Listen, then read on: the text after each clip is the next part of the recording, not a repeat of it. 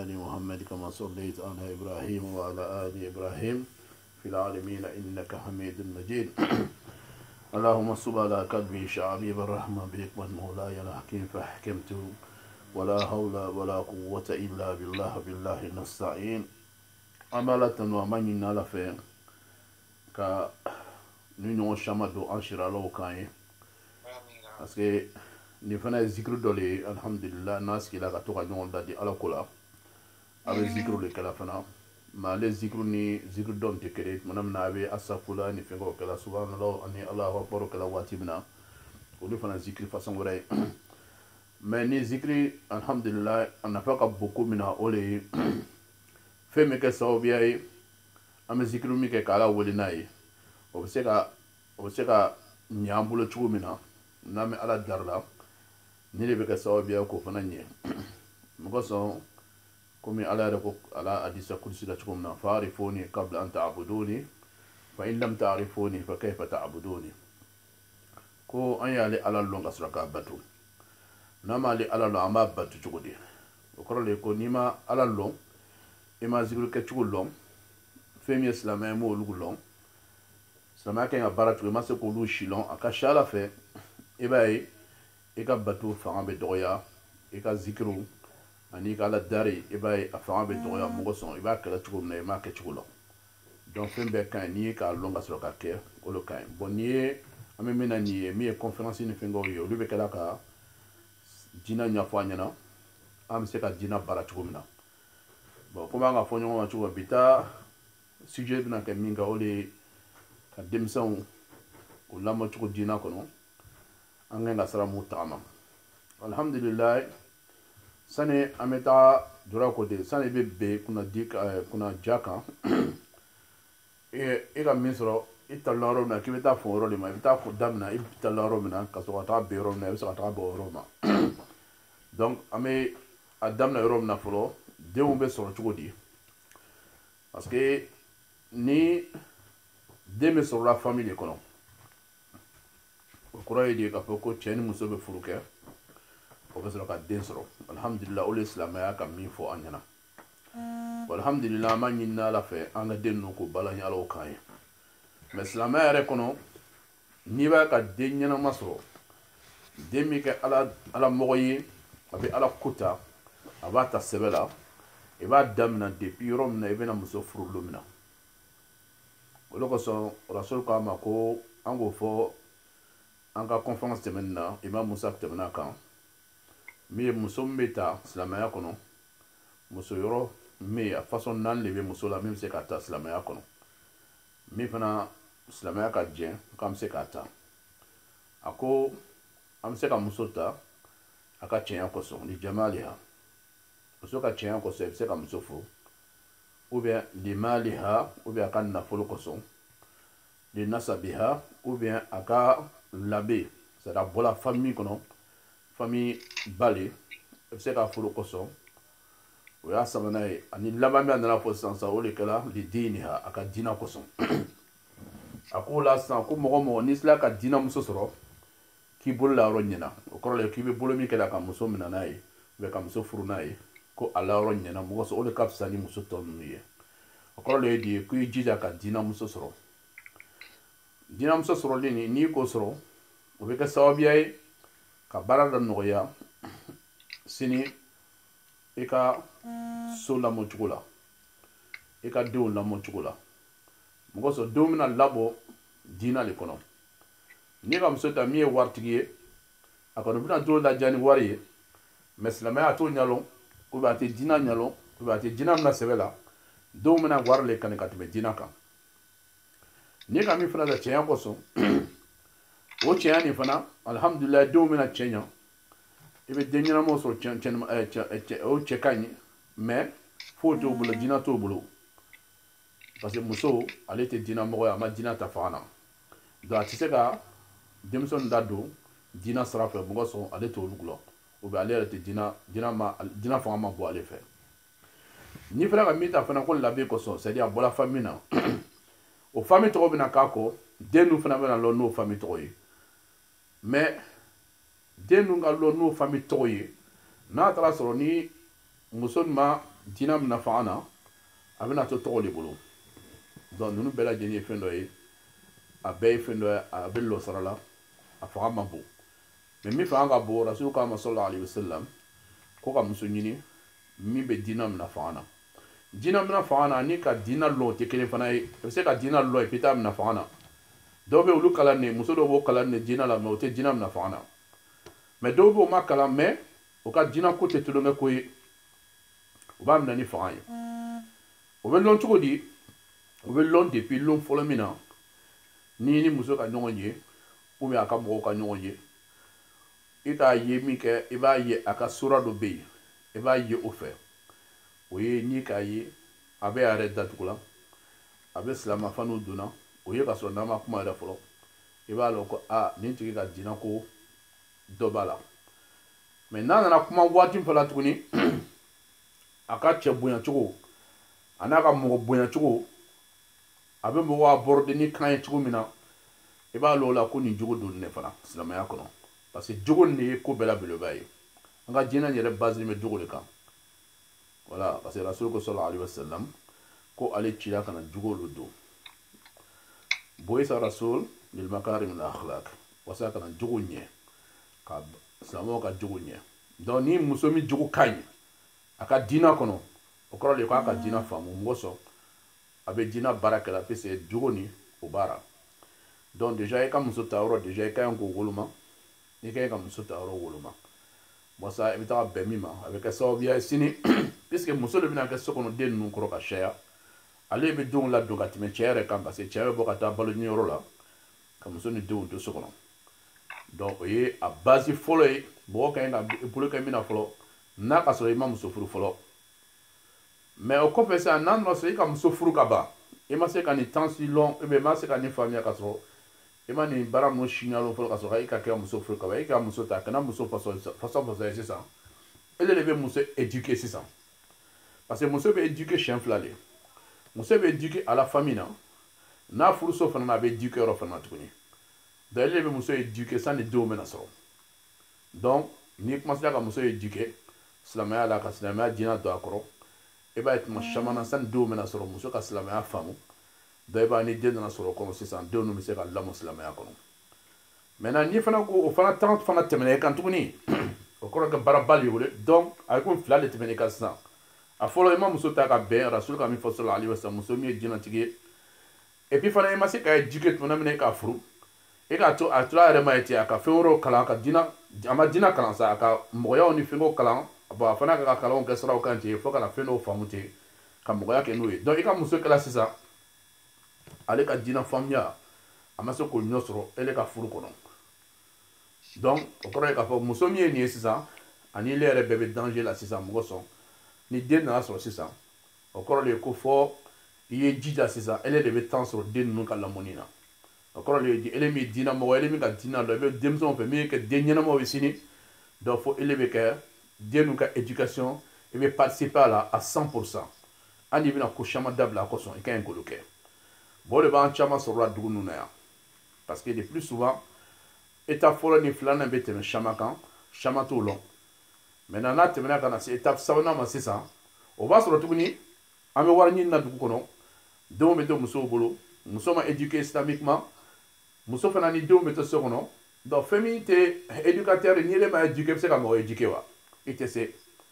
donc sisan fɛn b'a ma sisan tuguni n'a ma se k'o fana temps fana sɔrɔ sisan min bɛ sisan mɔgɔw tun bɛ min kɛ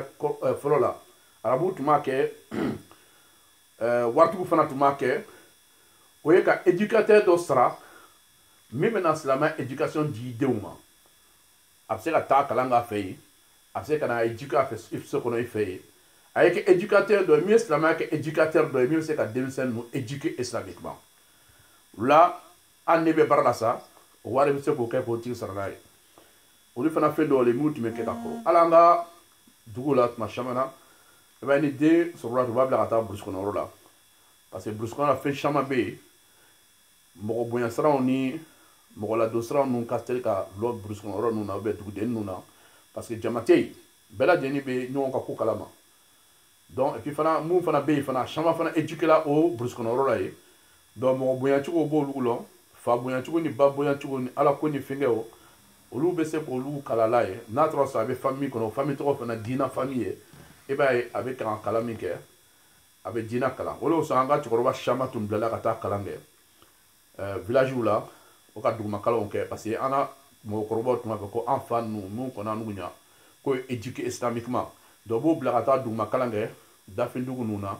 ani Mali dugu dɔw bɛ yen a yɔrɔ dɔw la mun karamɔgɔ dugu ninnu na donc an ka cɛkɔrɔba caman kɛla ten olu kosɔn olu ka kalan ka bɛn o ma parce que an fakɔrɔbaw tun b'a fɔ k'an den éduqué parce que olu ma éducation cogoya lɔn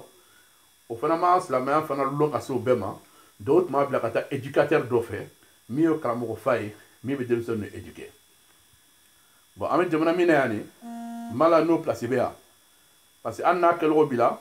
i tɛna se ka yɔrɔ dɔ sɔrɔ i bɛ se ka t'i den bila yɔrɔ min na k'a ye to ka ala ko kalan o yɔrɔ bɛna dɔgɔya yan donc ça veut que étape sabanan sisan o fana bɛna fossé tuguni n'a ma se ka mɔgɔ sɔrɔ min bɛ denmisɛnninw éduqué an yɛrɛ fana ma se éducation kɛcogo la et puis temps t'an bolo fana an n'an bɛ se ni temps t'an bolo ka denmisɛnw éduqué ça fait denmisɛnninw bɛna kɛ laissé à soi c'est-à-dire u bɛ kɛ o yɛrɛ bolo ye u bɛ fɛn bɛɛ de kalan sisan parce que denmisɛn ye fɛn min ye fɛn fɛn bɛ na denmisɛn ka bonda la kalan bonda la o bɛɛ de bɛ don denmisɛn hakili la a bɛ to a hakili la a ba fana ale bɛ a adapté fɛn bɛɛ la denmisɛn bɛ ten de parce que rasul sallallahu alaihi wasallam ko denmisɛn bɛɛ wulila alal fitra c'est-à-dire fitra ye mun de ye c'est-à-dire a wulila ka bɛn Ala tala ka a kɛ ala ko fɛn fɛn ye ala ko ye min ye ka a labila a bɛ se ka fɛn fɛn assumer ka fɛn fɛn ta donc il est open a bɛ comme verre vide dɔn verre vide min n'i ka ji k'a kɔnɔ ji de bɛ kɛ couleur y'a kɔnɔ n'i ka coca-cola k'a kɔnɔ i bɛ boisson k'a kɔnɔ couleur de bɛ kɛ verre kɔnɔ donc den bɛ na ten vide a bɛ na vide a ka fɛn bɛɛ dayɛlɛlen ye ka bɛn ala kolo ma mais ko a faw de b'a yɛlɛma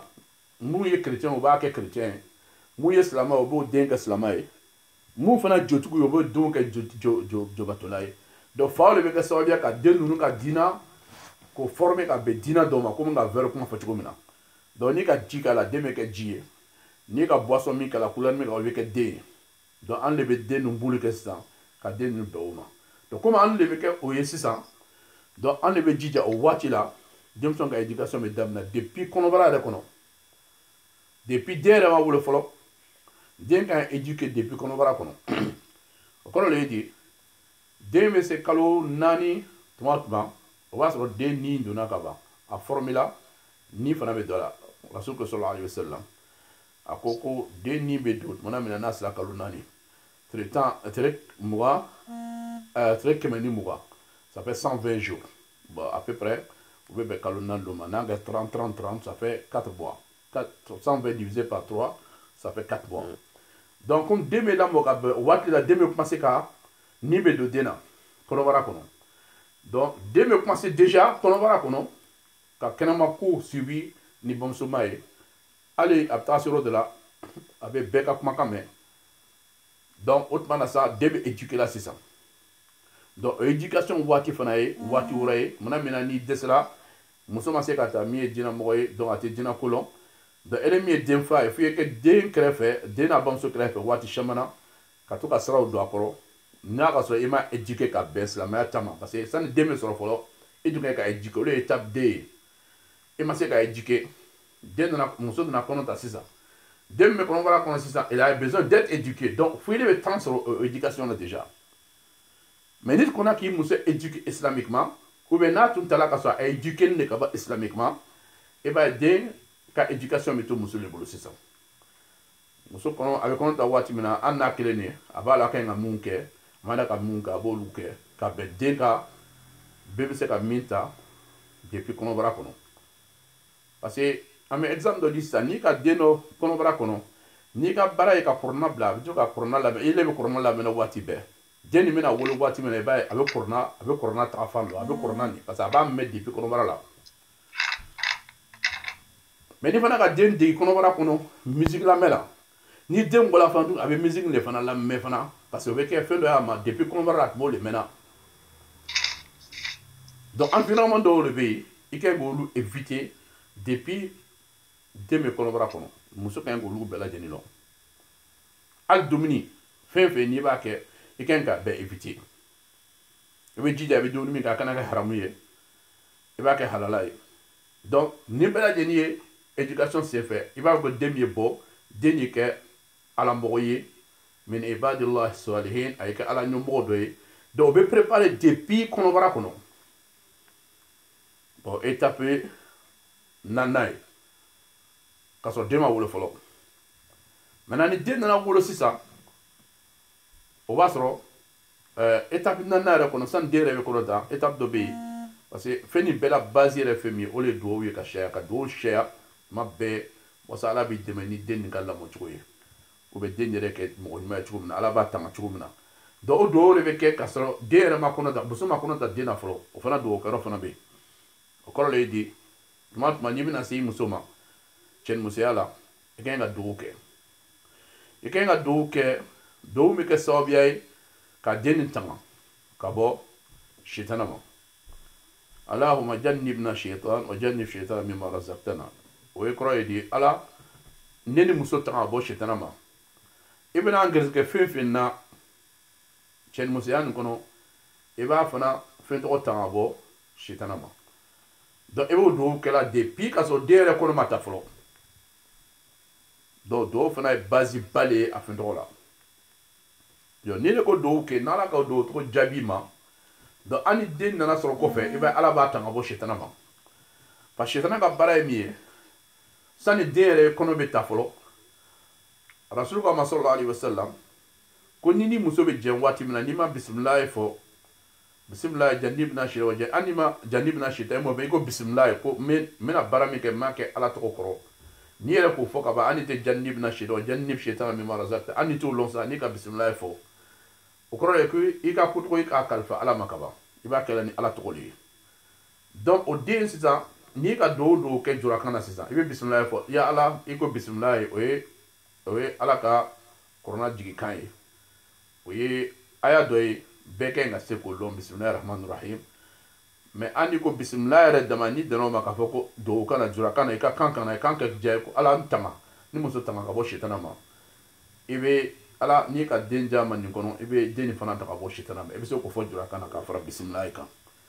donc alhamdulillah n'i ko duwawu kɛ n'ala ko duwawu jaabi ma sisan den nin bɛ tanga ka bɔ sitana ma i b'a ye sitana fanga tɛ se ka don den na parce que tuma caman na an den ninnu caman bɛ yen sitana fanga b'u kan depuis u ma wolo fɔlɔ parce que tuma min na ni kɔnɔ bɛna ta waati min na ne de ma bisimilahi fɔ rasulu ko sallallahu alaihi wasallam ko sitana bɛna cɛ ni musoya kɛ n'i ye i muso la tuma min na fana ni lawaji bɛ jigin muso kan tuma sitana fana ta bɛ jigin n'a ye donc n'o kɛra tuma caman i b'a den bɛ bɔ dɔw yɛrɛ bɛ bɔ dɔw bɛ bɔ ka sɔrɔ o ma former ka ɲɛ dɔw bɛ u bɛ bɔ ni bana ye dɔw yɛrɛ bɛ bɔ sa sitana ko dama de ka di ale ye parce que sitana lawajigi ani cɛ min nana ni a muso ye o bɛɛ lawaji jiginna ɲɔgɔn parce que an b'a fɔ bisimilahi mais ni ko bisimilahi yɔrɔ min na sitana bɛ taa a bɛ yɔrɔ janya ka bɔ a yɔrɔ tɔgɔ la n'i ka duwawu fana kɛ a kan ka se o kɛ e ka ala yɛrɛ dayɛlɛ sisan sa donc n'ala ko duwawu jaabi den bɛ bɔ sitana fanga tɛ se a la tuguni donc nin bɛɛ lajɛlen bɛ kɛra waati jumɛn na tuma min na den yɛrɛ kɔnɔ ma ta fɔlɔ donc duwawu kɛ ka kɛ waati la maintenant ni den nana wolo sisan an kɛlen ko k'a fɔ muso ka ɲi k'i ka kɛwulu bɛɛ kɔlɔsi walasa den bɛ kɔnɔbara la nin a kana habitude dɔw ta k'a to kɔnɔbara la ka sɔrɔ a ma wolo fɔlɔ à partir de 4 mois déjà den nin ka ɲi ka kɔlɔsi komi n'a b'i bolo kɛnɛ ma donc i bɛ commencer ka den nin protéger walasa a kana jogo dɔw ta jogo min sini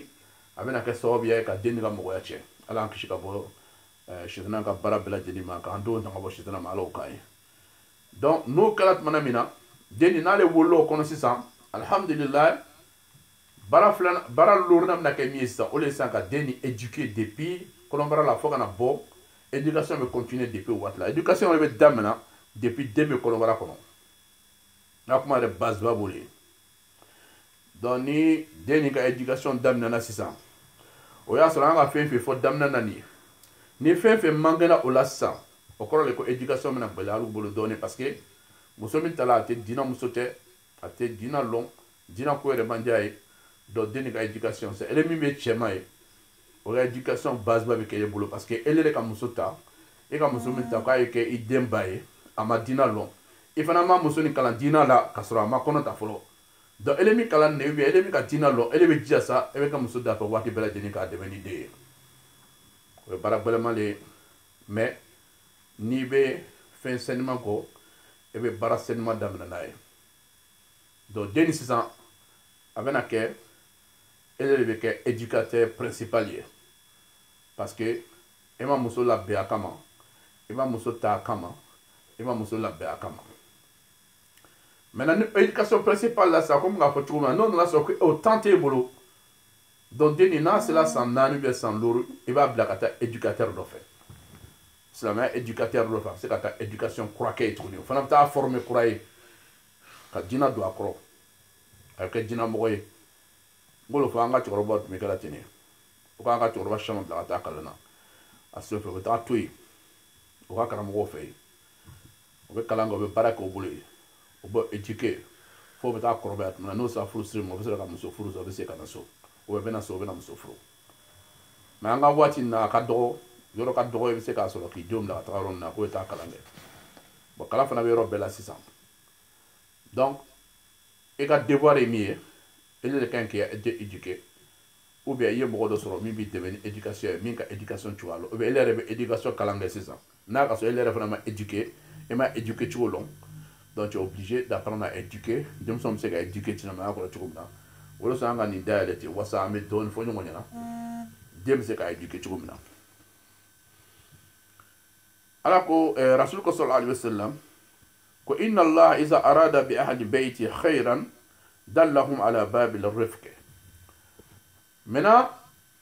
famille reconnaissance éducation voici la fin de l'obéir comportement de l'obéir. Nous be famille qu'on évaille avec ça bien ka famille éducation noya a foye hinay ka hinay nyona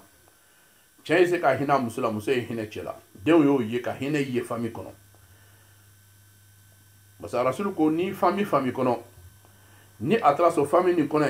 ala ba ka hera do ke famille mogo ye iba a famille mogo be hinay nyona ko re de fa be hinay dewna abe hinay musula muso be hina chifala abe hina duna donc famille ko bebe hina nyona na la ka famille na ba ka ke famille barka be do famille na famille fana be ke famille sabati ne min ka hele be ke famille kono e bay alabo o hina do o famille kono donc o ko le di kwa nga jija ka hina so nga famille kono na ka so ati ay jija fo ka la do famille kono mais jolo gagne ko to bara famba ke o le chemai. Parce que ni tchèl muso tchèl ala ka fait nobla a que déjà obéi kaba tchèl muso tchèl depuis furu wati la ni furu kala min ke donc ala ko lo janna bainahuma mawaddatan wa rahma ala ko ku ali ka tchèl muso tchèl aka hine bla ani aka kanin bla tchèl muso tchèl mbo sa ko ke parce que no kala o le be ka sabe furu be sabati o sa ame muso furu ni muso men ka jayi muso furu waati le bay ame hine nyona muso ni chebe hine nyona beba ba ke a che de me ba do ba ke a muso de me ba do o fenga fitini me ni de o le furu tanai o le furu sawati nai o le to na ke sa hine si sa famille re be kono si sa o le rahma kele ne rasul ko kuma le fa yana ni ete tangue o hine be ani nyongo che fana diu ana muso na a che na a diu fana no fan diu me hino fa fana na. Donc, nous avons c'est éducatif. C'est-à-dire que nous avons éduqué, nous avons éduqué. Nous avons éduqué la famille. Nous avons éduqué la famille. Nous avons éduqué la famille. Parce que nous avons éduqué la famille. Et nous avons éduqué la famille. Et nous avons éduqué la famille. Et nous avons éduqué la famille. Mais nous avons éduqué la famille. Mais nous avons éduqué la famille. Nous avons éduqué la famille. Ni demso ndo lamna wati mina be che wole krefe bon ni kala de ni kala che amba bemma do abe aka kumo ke ka ya fanye nyongo fe kuma nga fo chuko mina kubala kunu kuna se 10 ans cheni muso ka nga se ka toka ya fanye nyongo fe muso tonte ya fanye che fele che ka nga mo ya fa fanye ni muso fe parce que bebe fili fembe mo bele be fili mo shite mi te fili ala klene te fili la donc ni sonama ki be fili kaba c'est que yoro dola e se ka fli ani ka lo ni ma lo n'a fɔla ka ban k'i ka ko dɔ kɛnɛ ka ban hali ni ele yɛrɛ ka lɔn e ka ko tɔgɔ kɛ i m'a kɛ sa ele bɛ yafa de dari premier kɔsɔ kɔfɛ sisan a ɲɛfɔ waati la a bɛna lɔn ko ja ele yɛrɛ ma ko tɔgɔ kɛ mais ele ka yafa min dari nin o b'a yira ko ele ka bon n'a tigi ye parce que mɔgɔ o mɔgɔ bɛ jugumayɔrɔ ta ko la fitina na waati la wallahi a tigi hakili ka bon a fana ye mɔgɔba dɔ de ye mais min bɛ fitina kɛ nin fitina kɛ waati la ale hakili ka dɔgɔ de parce que fitina si tɛ hɛrɛ ye mɔgɔ si ma a tɛ hɛrɛ ye hali fangantigi min bɛ fitina kɛla a tɛ hɛrɛ a tigi ma a tɛ hɛrɛ fana ye hali a bɛ kɛla min na min tɛ fangantigi ye parce que fitina laban mɔgɔ t'a la a bɛna kɛ min ye a bɛ se ka kɛ sababu ye k'i ka mɔgɔya bɛɛ tiɲɛ fitina dɔw kɛla dɔw ka fitina dɔw kɛla ka kɛ mɔgɔ faga nana bɔ a la o kɛla min kɛ dɔw taara kaso la dɔw fana ni bɔra la o bɛ tɛ hakili la fo ka taa dumuniya kɛ fɛn min e tɛ se ka bɔ o la tuguni k'a sɔrɔ fitina min tɛna a tɛ se ka lalo sɔrɔ la n'e tun sabari la n'e tun ka minɛ ni ala ye i b'a ye o ko tɔgɔ tun bɛ lɔ sɔrɔ la ye donc tuma caman na fo que an ye jija k'an yɛrɛ contrôler mais wa k'an yɛrɛ contrôler ko caman na an ni mɔgɔ dɔ ko an ka ko dɔ k'a la sa an n'a n'u tɛ n'i ko mɔgɔ ma jama k'a ye sabari ka ban a ka ca ala fɛ an n'a dibina cogo cogo n'i ko a yafa i ma a fo n'a kɛra ale tɛ mɔgɔ ye ni mɔgɔ de ka ban ni mɔgɔ kɛ ma ko i yafa ale ma c'est que vraiment a sɔnna sa e ka min fɔ sa mais i yafa ma ala kosɔn e de ka ɲi ka sɔn ka yafa a tigi ma an n'a kɛla sa o yafa kɔfɛ a ma bɛn i ma bɛɛ bɛ se ka bɛn mais o waati la ele ma da ka fitina continuer ala kisi ka bɔ fitina bɛɛ lajɛlen ma donc denmisɛn a bɛ lamɔ ni hinɛ fana le ye ka hinɛ kɛ famille kɔnɔ cɛ ni muso cɛ o hinɛ min bɛ kɛla nin denw b'o yira k'a ye fa ni ba ka di ɲɔgɔn ye o bɛ hinɛ ɲɔgɔn na denw fana b'o kalan kɛ o bɛ kɛ sababu ye k'a ye hinɛ bɛ kɛ denmisɛnw yɛrɛ ni ɲɔgɔn cɛ a bɛ kɛ kani bɛ kɛ denmisɛnw ni ɲɔgɔn cɛ parce que den fa n'a a ba bɛ ɲɔgɔn kan na o fana bɛ hinɛ ɲɔgɔn na donc ni éducation yɔrɔ dɔ fana ye min taara depuis furu yɛrɛ daminɛ waati la ye mais min bɛna don sisan denw ka lamɔni fana kɔnɔ o ye pas premier ye maintenant denw fana bɛna lamɔ tuguni sira jumɛnw de ye tuguni ni sira min ye silamɛya ka sira ye den ka ɲi ka lamɔ n'o bɛɛ lajɛlen de ye parce que ni kɔnna k'a lamɔ n'olu ye a ka ca ala fɛ i bɛ k'a den éduquer a ka diinɛ la parce que l'éducation a bɛ daminɛ denmuso ka éducation islamique bɛ daminɛ depuis fa ni ba de fɛ yen donc n'o bɛna kɛ o b'a sɔrɔ den fana fa ni ba ka ɲi ka islamiquement éducation bɛ kɛ cogo min na donc an ka ɲi k'an jija an n'a leçon de ta an bɛ taa leçon ta k'olu fana lɔn walasa an bɛ se ka an denw dɛmɛ n'a ye cogo min na donc alhamdulillah donc o éducation kɔnɔ rasul sallallahu alaihi wasallam ko n'an denw sera san 7 an y'o da ko ye seli bon san 7 sani a bɛ se san 7 éducation maternelle o bɛ bɔla le comportement des deux parents fa ni ba ka comportement silamɛya kɔnɔ o b'a kɛ cogo min na denmisɛnninw ɲɛkɔrɔ denw b'o de ta la sisan a exemple dɔ ye an kana nkalon tigɛ denw ɲɛna a exemple dɔ ye an kana tiɲɛni ko dɔ kɛ denw ɲɛna donc ni den commencera k'a ye i bɛ nkalon tigɛ la ka caya den b'a ye komi nin ye fɛn dɔ ye c'est une habitude ou bien c'est une éducation tu es en train d'introduire i b'a ka ale kala éducation dɔ de la ou bien n'i bɛ juguma dɔ kɛla kojugu dɔ kɛla kɔrɔfɔli ninnu bɛ a la dɔw fana ka baaraba ye denmisɛnw bɛ yen o bɛ ka mɔgɔw kɔrɔfɔ tuma bɛɛ o bɛ denmisɛnw b'o kɛrɛfɛ yen d'ailleurs kɛ sababu ye denw yɛrɛ fana olu fana tɛ ban kɔrɔfɔli la parce que olu fɛ foyi tɛ an parents b'a kɛla o donc plus souvent n'i ko denw ma fana k'u kana min kɛ i ye jija yɛrɛ fana kana kɛ parce que n'i ye k'o kɛ o kɔrɔ ye k'i k'a fɔ den ɲɛna k'i ka min fɔ tiɲɛ tɛ donc n'i ko den ma kana nkalon tigɛ e fana kana nkalon tigɛ n'i ko den ma kana fɛsɛ kɔrɔfɔli kɛ e fana kana kɔrɔfɔli kɛ den ɲɛna parce que ele le ko k'a ma ɲi a don ma e de b'a kɛ la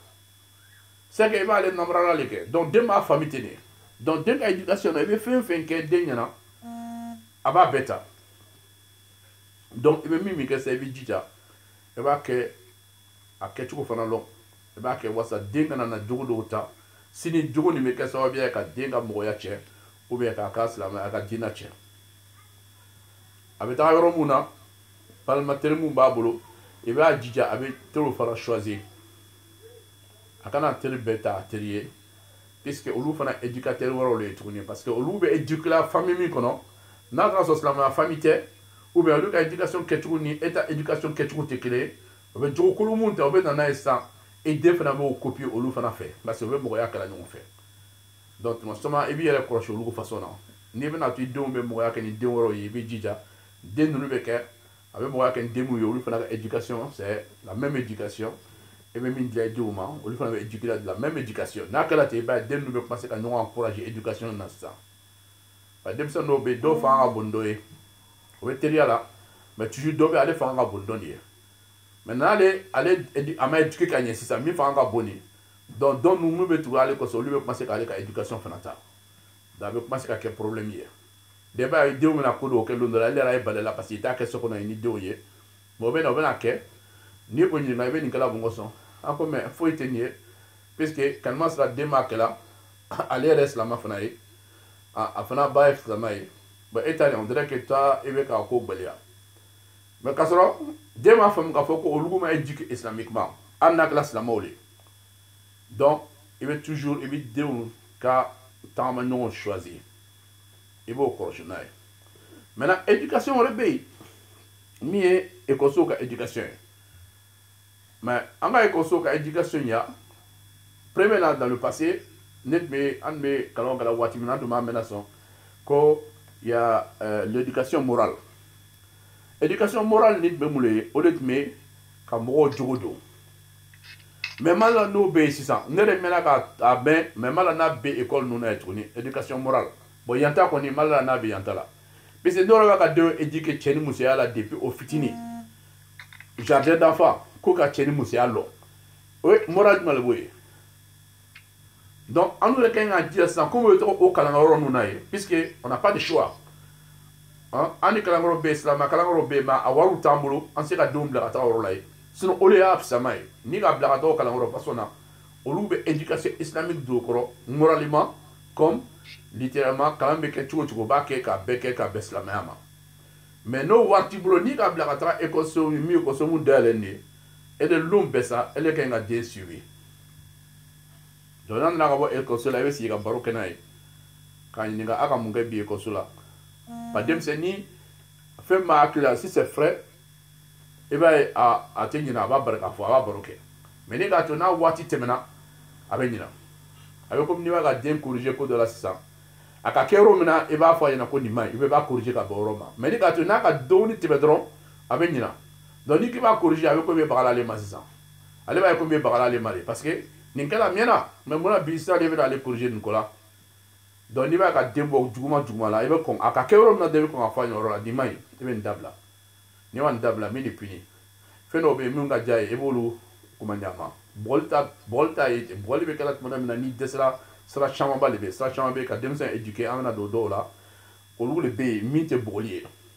bɔgɔli ye laban de ye o bɔgɔli fana tɛ kɛla bɔgɔli fana a bɛ kɛla dɔrɔn komi ka denmisɛn la siran n'a ye k'a la bagabaga n'a ye tuma dɔ i b'i bolo yɛrɛ kɔrɔta i tɛ s'a ma o bɛ a la siran n'a ye mais an ta tuma caman na an bɛ pan misɛnman nin bɛɛ kunna ka taga bɛɛ belebeleba yɛrɛ kan bon n'a commencé o kɛ denmisɛnw commencé ka diyagoya i la sisan parce que ale b'a ye bɔgɔli nin commencé ka kɛ a bɛ kɛ à l'habitude d'ale ma a tɛ kɛ fɛn wɛrɛ ye tuguni a bɛ diyagoya ko bɛɛ la sisan a bɛ commencé ka tiɲɛniw kɛ sisan a kana ko a laban ye bɔgɔli de ye bon an bɛ jamana min na yan c'est très dangereux parce que a laban na den bɛna diyagoya ani mun fana bɛ kɛnɛma mun bɛna to ka dɔw fɔ a ɲɛna ko i bɛ se ka nin kɛ ten i bɛ se ka nin kɛ ten n ka droit ye nin n ka droit ye nin ye o b'o bɛɛ fɔ a ɲɛna an ka ekɔliso ninnu na ye donc ça fait que den bɛ ban ka yɛlɛma tuguni ka k'i jugu ye so kɔnɔ ala y'an kisi ka bɔ o ma donc tuma caman na an bɛ den ninnu kɔlɔsi ni ekɔliso taga ye an b'o kɔlɔsi n'o o teriw ye o bɛ tagama kɛ teri mun fɛ o bɛ na so kɔnɔ a b'o ye a b'o baro kɛ kan ye a b'o filɛ bɛ cogo min na sani o bɛ taga o fɛ ye donc olu bɛɛ lajɛlen ye fɛn dɔ ye i b'a k'i den de den la kɔlɔsi dans l'éducation islamique donc n'o kɛra tuma min na n'a bɔra ekɔliso la ka na o b'a sɔrɔ i bɛ yen n'a bɔra teriw fɛ ka na o b'a sɔrɔ i bɛ yen maintenant a fila i ni muso de ka ɲi ka complicité kɛ den ka éducation na o fana ye fɛn dɔ ye que très très difficile an ka communauté kɔnɔ yan parce que an ka muso dɔw bɛ yen olu b'a ka den laja den fa dɔw fana bɛ yen olu b'a ka den laja muso bɛ kɛ gbɛlɛla kan facama bɛ kɛ nɔgɔyala ma ou bien facama bɛ gbɛlɛla kan muso bɛ kɛ nɔgɔyala ma donc n'a kɛla ten den tɛ se ka taga fana yɛrɛ la ni facɛ ko min man ɲi jinɛ kɔnɔ muso fana y'a fɔ ko nin fana man ɲi a y'a ye tiɲɛ yɛrɛ la ninnu fila bɛɛ bɛnna ko kelen ma donc kɔrɔ ko nin man ɲi de mais nin ko a ka ɲi nin ko a man ɲi non den bɛ choisir kɛ min ka nɔgɔlen ma a b'o ta sisan a bɛ laban ka taga min ta min man ɲi nin min ale fɛ min o ko min man ɲi ka sɔrɔ dɔnni ko k'a ka ɲi a bɛ to k'o de kɛ parce que o kɛlɛw de b'a la donc i b'a ye den bɛ commencer ka balancer parents fila ni ɲɔgɔn cɛ hali ko dɔ bɛ yen sisan i b'a ye a tɛ commencer k'a fɔ min bɛ to ka gɛlɛya ma a tɛ dɔ fɔ o ɲɛna tuguni a bɛ taa fɔ min ɲɛna min bɛ ko nɔgɔya ma donc a bɛ t'o la a bɛna commencer ka den fa ni den ba yɛrɛ o bɛ commencer ka sɔsɔli don u ɲɔgɔn cɛ mais olu yɛrɛ de ka a ko tɔgɔ don denw kɔrɔ parce que n'o ma complicité ka bɛn kelen ma den ninnu ka éducation la o bɛ den ninnu kɛ o bɛ ban ka o tourner ka bila u yɛrɛ la surtout an bɛ jamana min na yan c'est très dangereux parce que denw commencer ka bila i yɛrɛ la ala k'an kisi parce que ala ko an den dɔw ye an jugu ye ala k'an kisi ka bɔ o ma n'an denw kɛra an jugu ye a ka jugu ka tɛmɛ sitana kan ala k'an kisi ka bɔ o ma donc an ka fɛn min éviter an ka denna mɔn na an jija an denw kana k'an jugu ye mais nin ye position dɔ ye min bɛ kɛ sababuya kɛ ka denw k'an jugu ye an yɛrɛ dama de b'o kɛla famille kɔnɔ cɛ ni muso k'a fɔ cogo min na dɔ b'a nɔgɔyala dɔ b'a gbɛlɛla non ni den fa ko n den d'i ma n'a taara bamuso b'a jaa ma donc a bɛ taa jɔnni fɛ sisan n'a bɛ fɛn min ko ka sɔrɔ a man ɲi k'a man ɲi a bɛ taa bamuso ma k'o ye ou bien bamuso ko n den d'i ma n'a nana facɛ b'a jaa ma n'o kɛra yɔrɔ min na den b'a ye facɛ ka nɔgɔ kojugu donc ale tɛ foyi ɲininkali kɛ cogo fɛn fɛn a b'a la ko a tɛna diya ale ma a bɛ taa facɛ ma ɲininka sisan donc a bɛ commencer ka bamuso ma ko o dénigrer ka commencer ka kuma dɔw fɔ bon k'a kɛ komi bamuso de ka jugu ale ma bon o tɛ denmisɛn éduquer cogo ye donc o yɔrɔ fana an y'o kɔlɔsi caman ba an ka den lamɔ cogo la donc o étape fana bɛ yen n'an bɔra o étape kɔnɔ étape caman le denw bɛna commencer ka kɔrɔbaya ka taa se rasul ko san 7 san 7 tɛmɛna min na o b'a sɔrɔ den bɛ ka ɲi ka commencer ka seli kɛ rasul ko k'an bila seli la n'o ka san 7 sɔrɔ mɔgɔ sɔn o bɛ apprentissage la ala bato kɛcogo seli kɛcogo mɔgɔ sɔn ala ko inna salata tanha anil fahsha'i wal munkar seli mɔgɔ sɔn rasul ka seli de fɔ a ma fɛn wɛrɛ fɔ ka tɛmɛ seli kan ko ka denmisɛnw bila seli la parce que seli bɛ min kɛ mɔgɔ la a bɛ denmisɛn ka mɔgɔ i bɛ jogo koliya b'i la a b'o bɔ i la a bɛ commencer ka i yɛrɛ bila i bɛ ala ko min na i bɛ commencer ka ala lɔn parce que a tawhid ala keliya nin o fana de ye koba dɔ ye an bɛna don o fana la n'an ka temps sɔrɔ ka bɛn Lukman ka kisa ma a n'a den cɛ ale k'a ka den lamɔ ni min ye o de ye a tawhid o de ye ala keliya k'a ko ala ye kelen ka fanga di ala ma kana fanga di foyi si ma ka den kalan o bɛɛ la donc seli sisan ale bɛ kɛ sababuya ka den jogo don ka fara i ka jogo don fana kan seli de b'o kɛ mɔgɔ la hali mɔgɔkɔrɔba n'i commencer ka seli ka siya i bɛ commencer ka ala ko minɛ fanga na dɔɔni dɔɔni ka na mɔgɔ min ka seli ko ma bon ale ka ala ko ma bon an kana ɲɔgɔn nɛgɛ a la n'i ka mɔgɔ mɔgɔ ala seli ko ma bon ala ko fana tɛ ten donc mɔgɔ mɔgɔ ka seli ko ka bon ala ko bɛ bonya donc ka seli ko nɔgɔya an ye ala o kan ye donc ni den commencera ka seli ko ta fanga na a b'a ye ile yɛrɛ fana ile yɛrɛ b'a ta la fanga na i muso b'a ta la fanga ni seli la sisan a bɛ wuli ka seli ni seli la sisan a bɛ wuli ka seli ka den y'o la waati o waati a b'o yɛlɛ a bɛna ye nin fɛn dɔ le ye c'est très sérieux ni an ka lamɔna nin de kɔnɔ parents fana bɛ nin kɛla waati bɛɛ la à 7 ans déjà a bɛ commencer ka seli n'a ye a b'a kalan k'a kalan fo ka taga se 10 ans ma sisan de 7 ans à 10 ans o fana ye position wɛrɛ ye tɔnɔ min na n'a sera 7 ans 10 ans a bɛ seli dege la a bɛ commencer ka ala ko lɔn ala ye kelen ye ala ka ɲi ka bato silamɛya y'an ka diinɛ ye an ka ɲi ka silamɛya kɛ an ka ɲi k'an baw bonya an ka ɲi k'an faw bonya an ka ɲi k'an kɔrɔw bonya ninnu bɛɛ bɛ kɛ entre 7 ans et puis 10 ans den bɛ commencer k'olu kalanw kɛ sisan o b'a sɔrɔ den sera position dɔ la a ka ala ko bɛ commencer ka bonya a bɛ kalan kɛ o senfɛ tuguni de 7 ans à 10 ans maintenant de 7 ans à 10 ans o bɛ kɛ san joli ka ban ça fait 3 ans donc 3 ans nin kɔnɔ à la cour, il commence à y aller don. Comment Sylvain?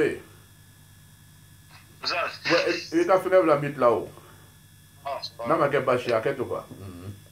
Donc, ni deux mois là qu'à celle de 7 ans jusqu'à 10 ans, celle de matin, avec pensé qu'à la cour depuis 10 ans, avec pensé qu'à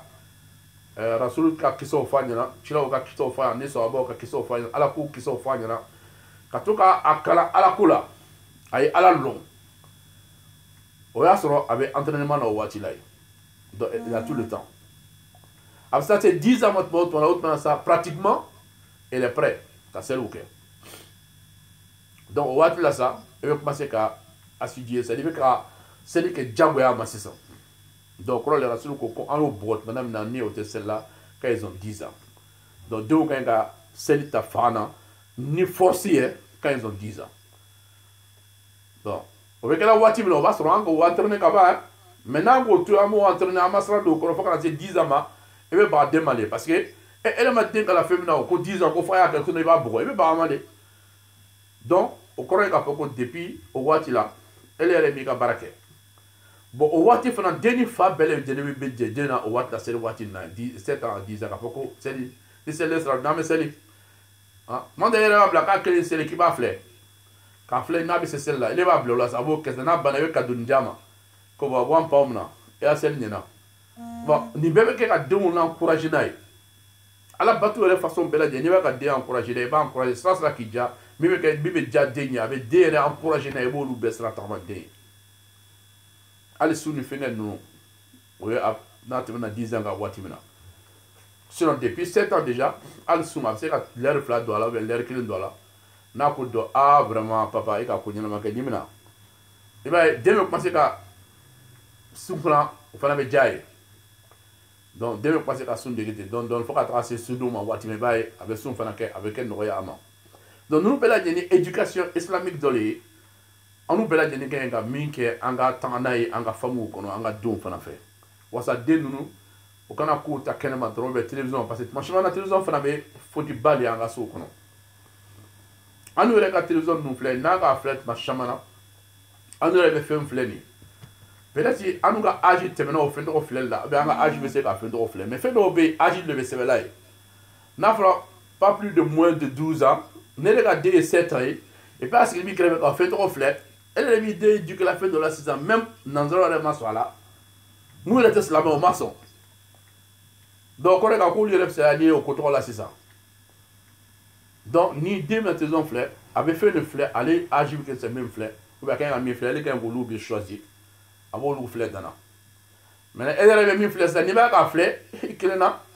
et bien, débrouille qu'elle fait. À quand la fleur nier, parce qu'elle a agi ma sama. Mais à belle sa main est mise. Quand la télévision qui est d'une activité principale, il faut développer par un sur là. Parce que au bas de temps sur là, si aucun n'a pas coup d'aucun, mais des choses qui télévision n'a pas. Quand fait nos blagues, ça dénonce mes tours, c'est qu'à l'air flagrant aussi là qu'on a des télévisions filées là-bas, filées là-bas, filées là. Donc télévision veut commencer qu'à éducation ou la télévision qu'on a fait tourner. Mais n'élève qu'à choisir ailleurs, peut-être au fond de caille. Parce que c'est la m'a fait nos blagues.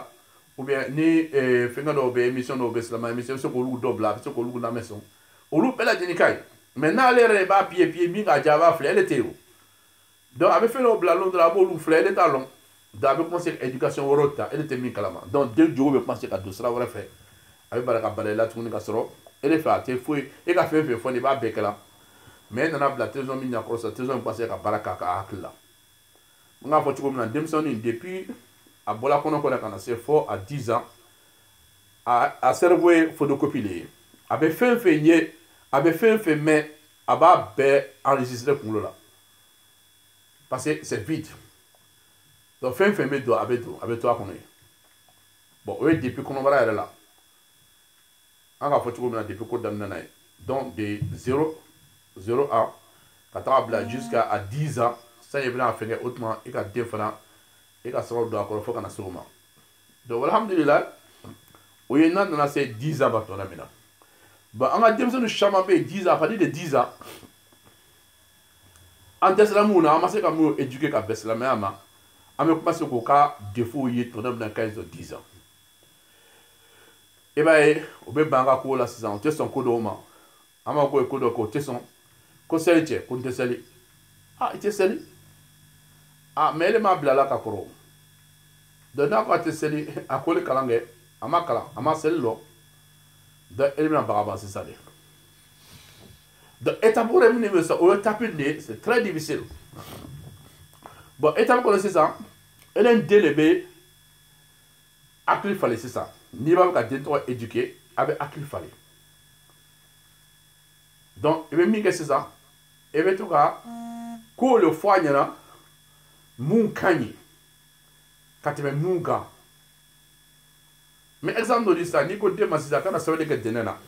ale fɛ e ka fɛn dɔ de imposer à 10 ans ka yɛlɛ a ko b'i ka fɛn dɔ imposer ale kan donc den bɛ commencer ka non mais ne m'a ka sɛbɛnni kɛ dɛnɛ na n bɛ sɛbɛnni kɛ dɛnɛ na kɛ bon b'o la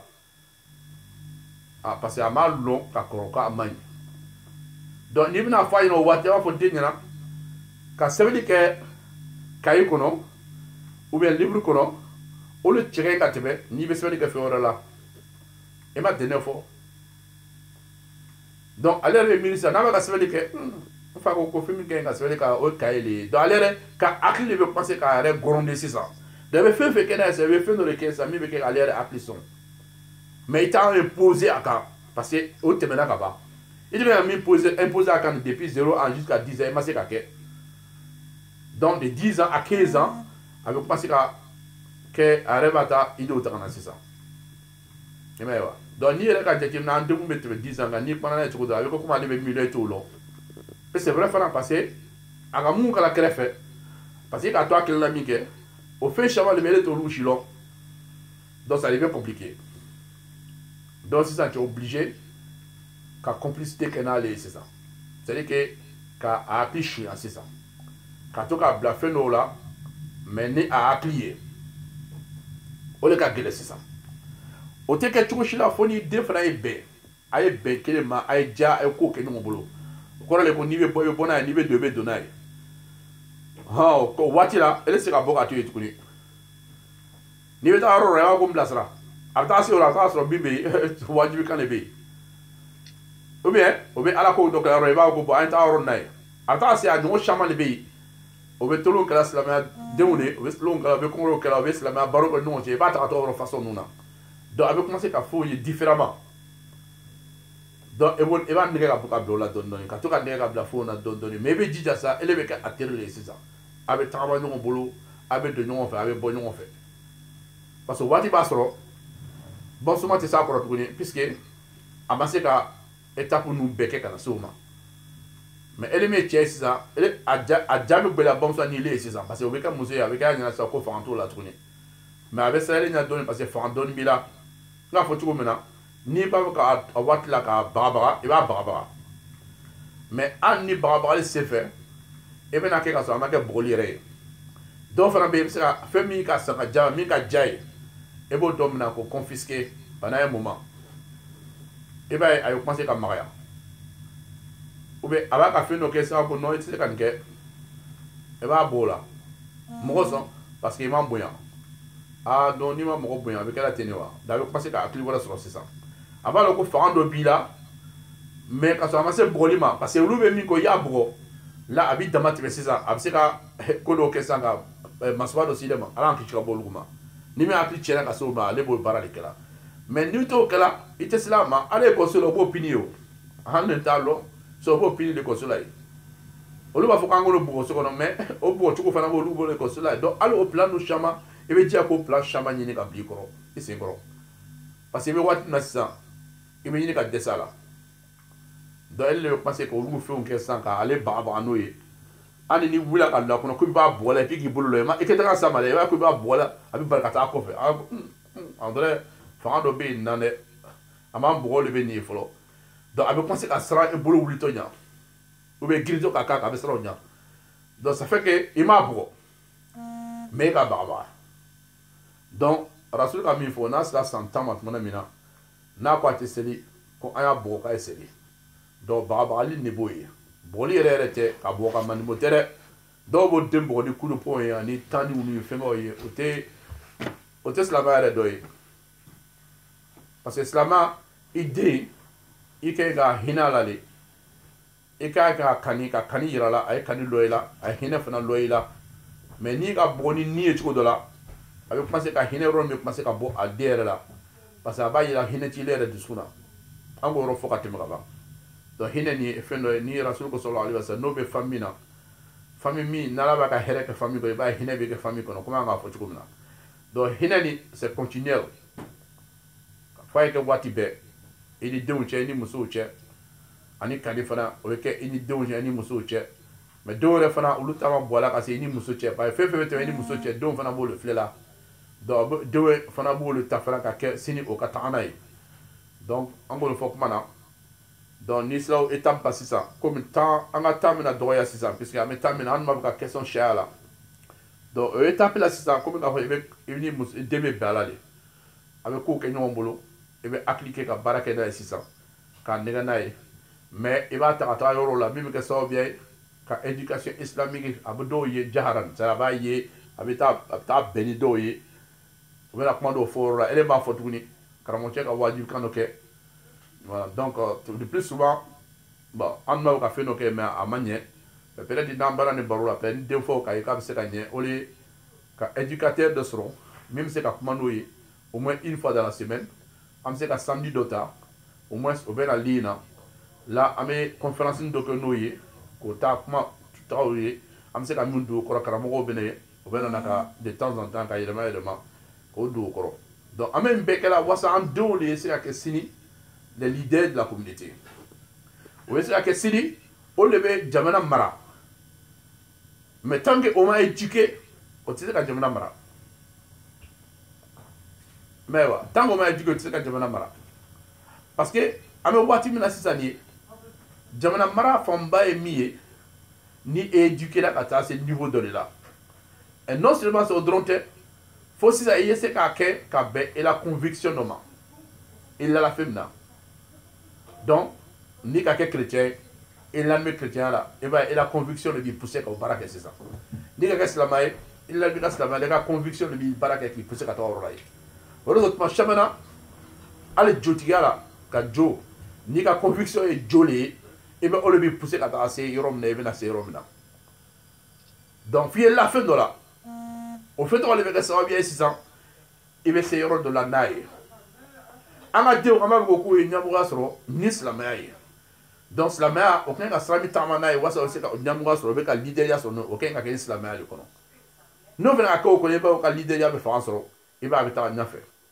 mais de plus souvent avec un moro yi ama yo be nyafe mais en tant que mɔgɔ sɔ bɛ ɲɛfɛ ka sɔrɔ ce sont des chrétiens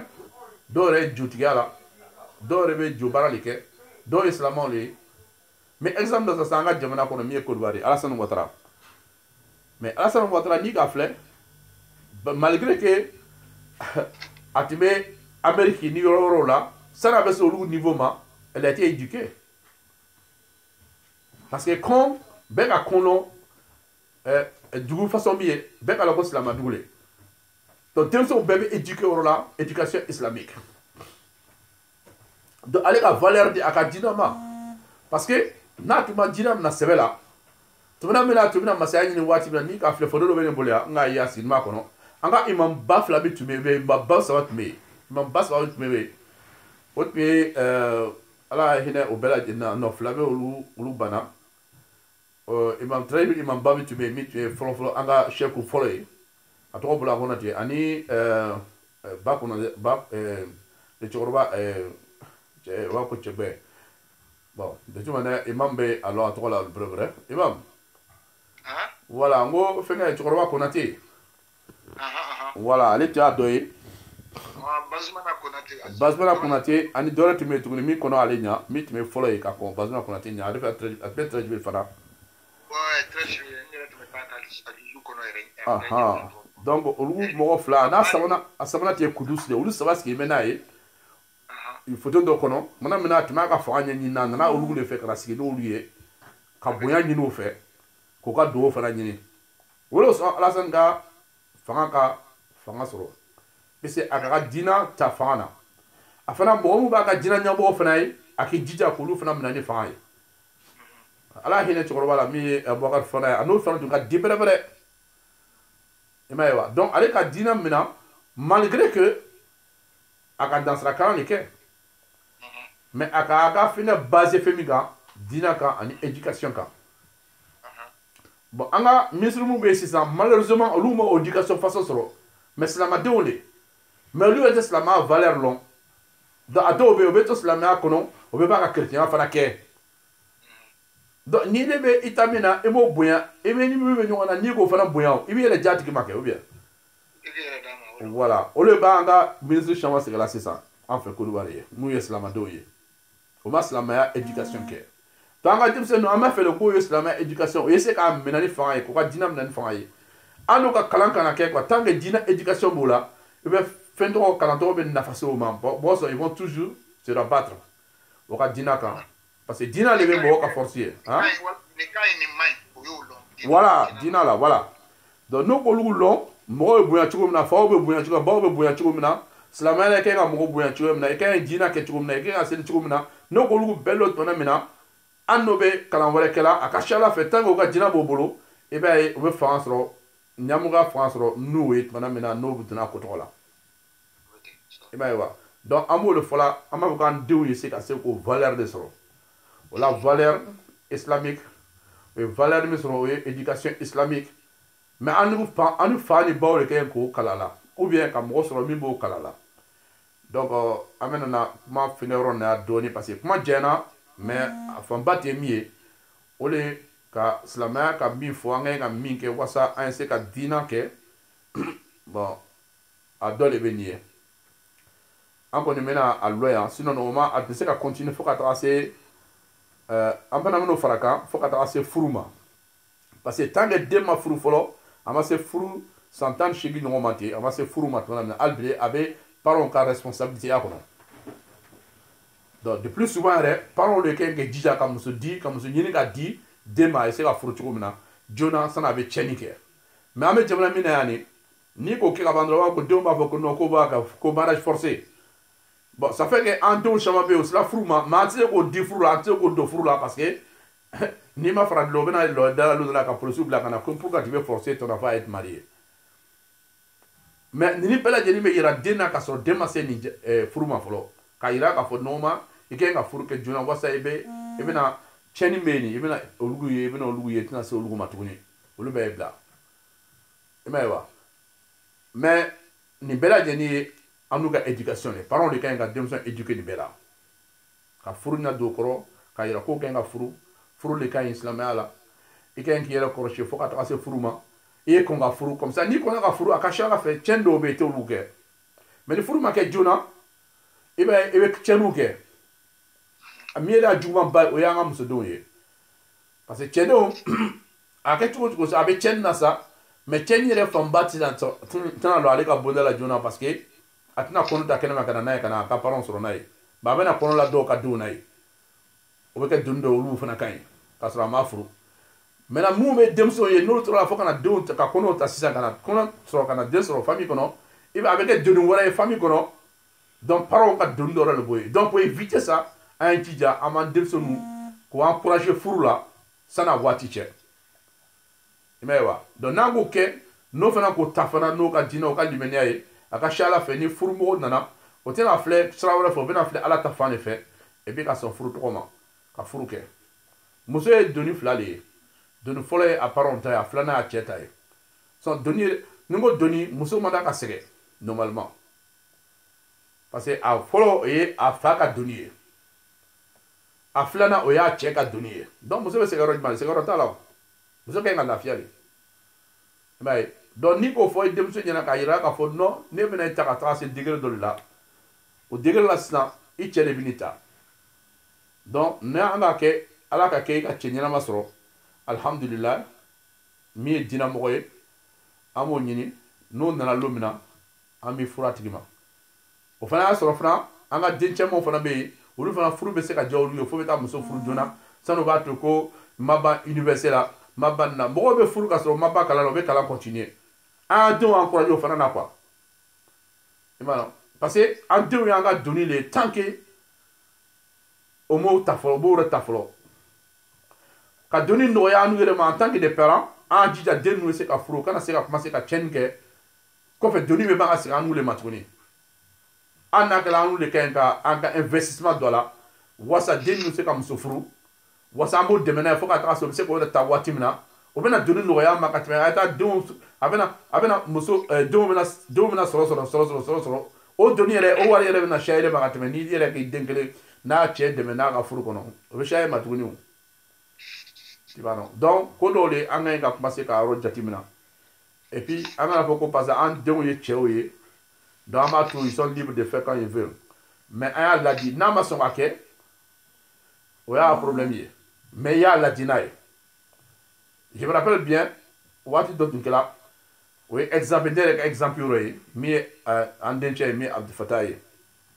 il avait 18 ans tuma min na ne tun k'a proposé k'a bɛ furu kɛ n'an balima dɔ denw ye mais o denmuso mana sɔn ou bien o ka mɔgɔw mana sɔn donc a ma se ka furu kɛ bon o ma kɛ min kɛ ne kɔni bɛ furu fɔ a ye waati bɛɛ mais n k'a fɔ cogo min na i tɛ se ka imposer a tigi kan mais o furu tɔgɔ tun diyara a ye a tun b'a ko furu tɔgɔ kɛ a diyara a ye mais a tun bɛ ne kan i m'a ye wa mais den yɛrɛ fana a tun ka di den fana ye mais den ka parents yɛrɛ ma sɔn ko den ye furu Abdul Fatah ma parce que den farafin den dɔ le mais a ma bɔ Côte d'Ivoire mais silamaden de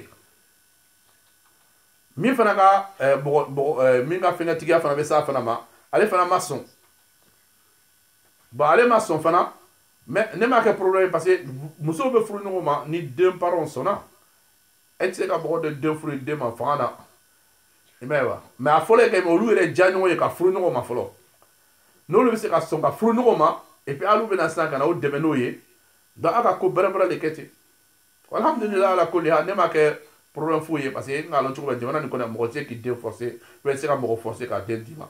i tɛ se quoi donc alhamdulilah o ye exemple dɔ ye n bɛ min di wasa mɔgɔw y'a faamu ko kɛra cogo min na parce que an y'a dɔn k'a fɔ an bɛ se k'an denw fana éduquer mais an bɛ se ka dɛsɛ fana maintenant dɛsɛ waati la sisan o bɛ taga sɔrɔ i k'i seko bɛɛ kɛ mais o t'a yira k'a fɔ k'i b'a bɛɛ dabila dɛ i bɛna commencer k'a kɛ duwawu dɔ le sisan o b'a sɔrɔ i bɛ duwawu kɛlɛ ka kɔrɔ mais i bɛna dɔ fara duwawu kan parce que ala bɛ den n'u kanda cogo min na donc o fana kɛ ka continuer fo ka taga se den n'u bɛ se u ka furu ma u b'o ta waati min na i bɛ duwawu kɛ hali bi i ka denbaya ye waati bɛɛ lajɛlen cila dɔw tun b'a kɛ u ka denbaya waati bɛɛ lajɛlen ko ala ye fɛngɛ den ɲɛnamaw di u ma ani zuriyati ɲɛnama ani den bɛna bɔ o kɔ k'olu kɛ tɔyiba ka kɛ den ɲɛnamaw ye donc i b'o duwawu sariya o fana ye fɛn dɔ ye o bɛ daminɛ depuis ka sɔrɔ den yɛrɛ kɔnɔ ma ta fɔlɔ komi k'a fɔ cogo min na depuis a daminɛ na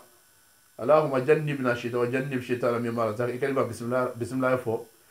i k'o fɔ o waati la mais i bɛ continuer ka duwawu kɛ parce que duwawu jaabibaga ye ala le ye komi ala le bɛ duwawu jaabi la a fana jaabi waati fana i t'a lɔn donc ele bɛ duwawu kɛ sa maintenant ni ka ye den fana bɛ ɲɛna ka taa o kɔrɔ ko duwawu bɛ jaabi la alhamdulilah ele bɛ continuer ka duwawu la fo ala bɛna kɛ den ninnu bɛ se ka kɛ mɔgɔ ɲɛnamaw ye cogo min na den ɲɛnamaw ye sini o bɛ ban ka an b'o tɔnɔ dun sini ala y'o si diya ma ka den ni tɔnɔ si fana diya ma k'o kɛ den ɲɛnamaw ye sini an n'an tɛ don min na i bɛ se ka duwawu k'an ye cogo min na parce que den ninnu ye investissement de y'an bolo an ka diinɛ kɔnɔ mais an t'a lɔn ala k'o kalifa an ma mais a k'o kalifa an ma an ka hɛrɛ ou bien an ka hɛrɛ baliya sɔrɔ sira fɛ n'an jijɛra o ma o bɛ kɛ hɛrɛmɔgɔw ye o ka hɛrɛ bɛ s'an ma n'a fana ma jija fana don den bɛ se ka yɛlɛma ka kɛ an jugu ye ala k'an kisi ka bɔ o ma o b'an k'an tɔɔrɔ n'a ye sini mais ala ka kalifaw le kalifa nin fana a bɛ kɛ hɛrɛ an ma sini n'an ka seko kala parce que n'an tɛ don min na ni denw ka duwawu k'an ye ou bien ka saraka bɔ min k'an ye i bɛ an b'o sɔrɔ kaburu kɔnɔ ala k'o o fana k'an ye k'a fɔ den ɲɛnama min bɛ se ka duwawu k'a fa ye tumana min na a tɛ ɲina ko baraji bɛ se den ma den fa ma donc alhamdulilah ninnu bɛɛ ye fɛn dɔw le ye investissement de an b'a ka den kɛ ka investir ka bila diinɛ kɔnɔ sini an bɛ se ka hɛrɛ sɔrɔ n'o ye yan dunuya kɔnɔ ka bɔ alikiyama tuguni an bɛ taa hɛrɛ sɔrɔ n'o ye tuguni yɔrɔ la ye donc an b'ala tanu an b'a ɲini ala fɛ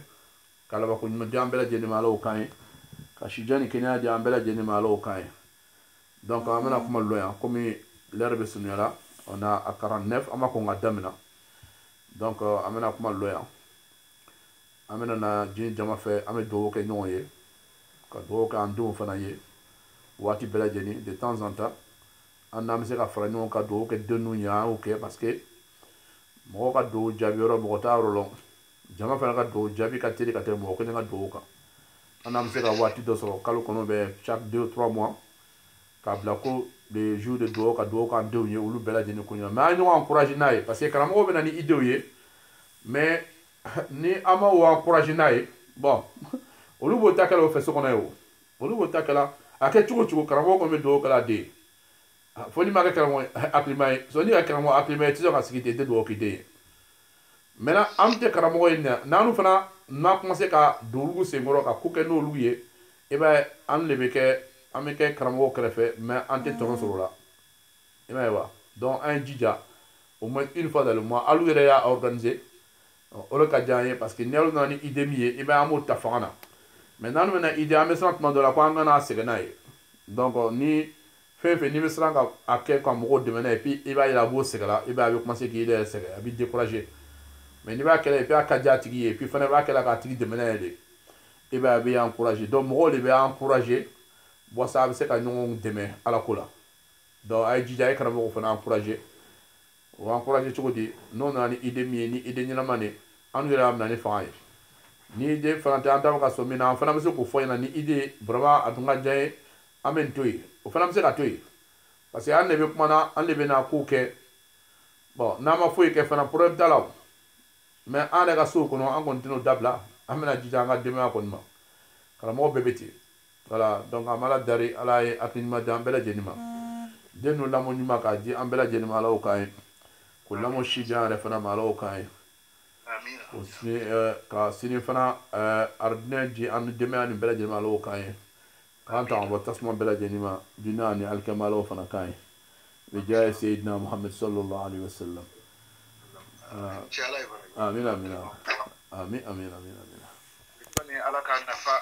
kɛ an bɛɛ lajɛlen ye amin amin amin amin an denw kura an ye k'an denw ɲa ye ala k'o kɛ amin amin amin amin amin mina vraiment a ka ɲi tɛ an ka an balimaw kan ka jija fana ka anw fana encourager den ko la parce que jamana min b'a la wallahi den ko ɲɛ a problème ka bon a ka gbɛrɛ u bɛ taa ekɔliso la u bɛ taa jogo kulon dɔw fana ta o yɔrɔ la yen ka na n'o ye donc fo an y'olu corriger ka bɔ o la masalan u b'a fɔ o ɲɛna ko Jésus ye ala den ye walama ala dɔ don donc fo i bɛ jija ka tawhidi le ɲɛ ni denw ye tawhidi ye mun ye k'a yira la ilaha illallah muhamadu rasulullah f'i y'o yira denw na a kɔrɔ ye min ye i b'o yira o la a kan ka baara cogo min na i b'o yira i denw na bon ka denw fana bila ka taa kuranna kalanyɔrɔ la fana karamɔgɔw fana bɛ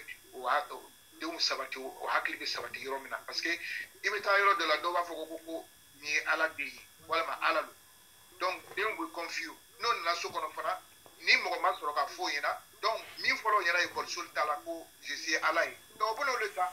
mais ni bangebaga bɛ so kɔnɔ n'a b'a fɔ ɲɛna ko la ilaha illallah k'o yira la ko ala le ye kelen ye den tɛ panique tuguni a b'a lɔn fakɛ ka min fɔ ɲɛna n bamuso ka min fɔ ɲɛna o de ye tiɲɛ ye min fɔra ɲɛna bi o dɔ le y'o ye o y'a ye a ka denw fana kalan seli la fana pour que u bɛ deli seli la seli bɛ diya u ye ka to ka taa n'o ye misiriw la fana ka na n'o ye kalanyɔrɔw la fana u bɛ wajulikan mɛn o bɛɛ lajɛlen bɛ denmisɛnw nafa donc fo an y'o de bila an ka kow la ka caya ani karamɔgɔcɛ ka min fɔ sisan imam ka min fɔ fana sisan ko ka lon dɔ filɛ ka to ka dugawu kɛ denw ye an bɛ se k'a lajɛ k'a fɔ nin lon in na an bɛna dugawu kɛ an denw ye pour que o ye jogo ɲuman ta vraiment den ko jamana in na an yɛrɛ an bɛɛ b'a dɔn a bɛ cogo min na a ka gɛlɛn surtout ni denw sera san 15 ka ban tuma min na o tuma na i yɛrɛ fanga tɛ se o kɔrɔ tuguni donc fɛn don n'i k'a daminɛ dɔɔni dɔɔni o tuma na bamananw ko n'i mana yiri n'i ka yiri turu tuma min na n'a gɔngɔn bɛ dɔɔni i bɛ se k'a tilen o waati la mais ni yiri kɔgɔla ka ban tuma min na ka kɛ yiriba ye jele seko tɛ fo ni ala yɛrɛ ni ala le sɔnna sa ala den de b'o ɲɛ n'o tɛ foyi tɛ se ka den yiri kɔgɔla ka ban i tɛ se ka a gɔngɔlɔnin k'i b'a tilen i tɛ se ka tilen cogo fɔ ala donc an ye jija sisan yanni an ka yiriw ka kɔgɔ an ye jija sisan ka an fɛnma minnu fɔla an ɲɛna sisan an ye jija k'o baaraw kɛ ani to ka lon dɔ filɛ aw yɛrɛ de bɛ encouragement di u bɛ jama communauté mɔgɔw yɛrɛ de bolo sisan encouragement di ka lon dɔw yira pour que an bɛ segin ka dugawu kɛ denw ye cogo min na inshallah hali bi ala ka an sigi sabati amina amina amina ala do amina ala ka dɔ fara lɔn kan amina amina amina amina ala do amina alhamdulillah an kɔni ka min kɛ an ka don ɲɔgɔn na le sinon a bɛɛ ma se ka fɛn kɛ voilà tant que son tant ni namate ama ala ke braji ma vraiment appris beaucoup aujourd'hui. alhamdulillah ala sabati Amina. ala demso balani amin amin amin amin amin amin amin amin amin amin amin amin amin amin amin amin amin amin wa alaikum salam wa rahmatullahi ta'ala wa barakatuh alhamdulillah sina ala dunga kuma ana lugman ka kisa kan o le tama sɔrɔ parce que ale yɛrɛ fana dɔ y'an dun se ka kuma kan mais tan bɛ yen dɔɔni dɔɔni an bɛ se ka don kurubaw kɔrɔ an b'a don conférence dɔw kɔrɔ parce que vraiment denw ka lamɔni c'est très très important surtout an bɛ jamana min yɛrɛ la c'est très très important an bɛ ala dari ala y'a sini kɛnɛya di an bɛɛ ma donc question dayɛlɛ la ni ma ka question poser sani imam bɛna dugawu kɛ donc on a peut-être quelques minutes inchallah donc question dayɛlɛ la donc bon ni question bi fait c'est la question posée imam fana imam Moussa Bey donc on a ɲɔgɔn débat là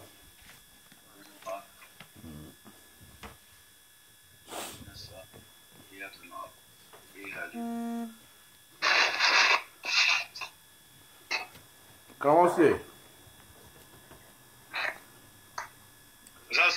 wa alaikum salam wa rahmatullah commencez le Bey sodo demain be akene yi Bala jani ga kene. alhamdulillah la rekay Madame ni bala jani ga kene mo. alhamdulillah Allah shi kene ya. amin amin amin amin amin Allah ba mu. amin amin amin amin amin Aka do bala jani mo. amin amin amin amin amin amin amin amin amin amin donc question d'aide là une question bon faire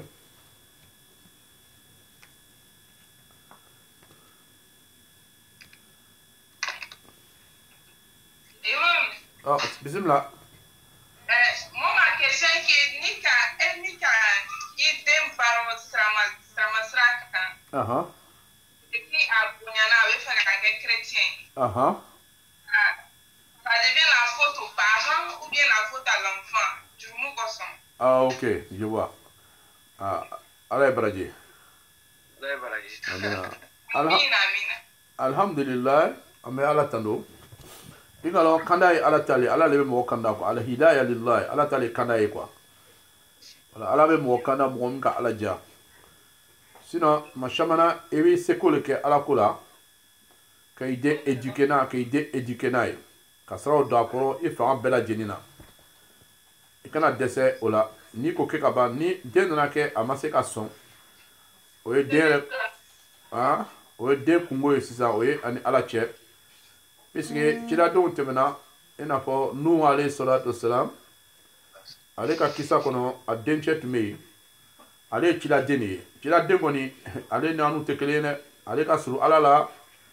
a fana ala b'ale de ci la fana mɔgɔ mun ma fɛn fɛn bɛ yen ale ka ɲi k'a bɛɛ lɔn anu bɛ dɔw lɔn an t'a bɛɛ lɔn parce que ala k'ale ci ni minnu ye ale ka ɲi k'olu bɛɛ lɔn ale fana ka k'o lase a ka mɔgɔw ma mais a den dɔ bɛ yen o bana ka tugu a kɔ bana min na ji fana tɛmɛna na tɔnna ji tɛmɛna na tufan tɛmɛna waati min na ni ji nana dunuya bɛɛ minɛ waati min na den nin bana ka tugu fa kɔ mais a ma fa bali k'a fɔ a ɲɛna ko den in na donna ale ye kurun kɔnɔ parce que a den de hinɛ ni fɛngɛw fɛ parce que den ka kɛ cogo cogo a hinɛ bɛ k'i la waati bɛɛ lajɛlen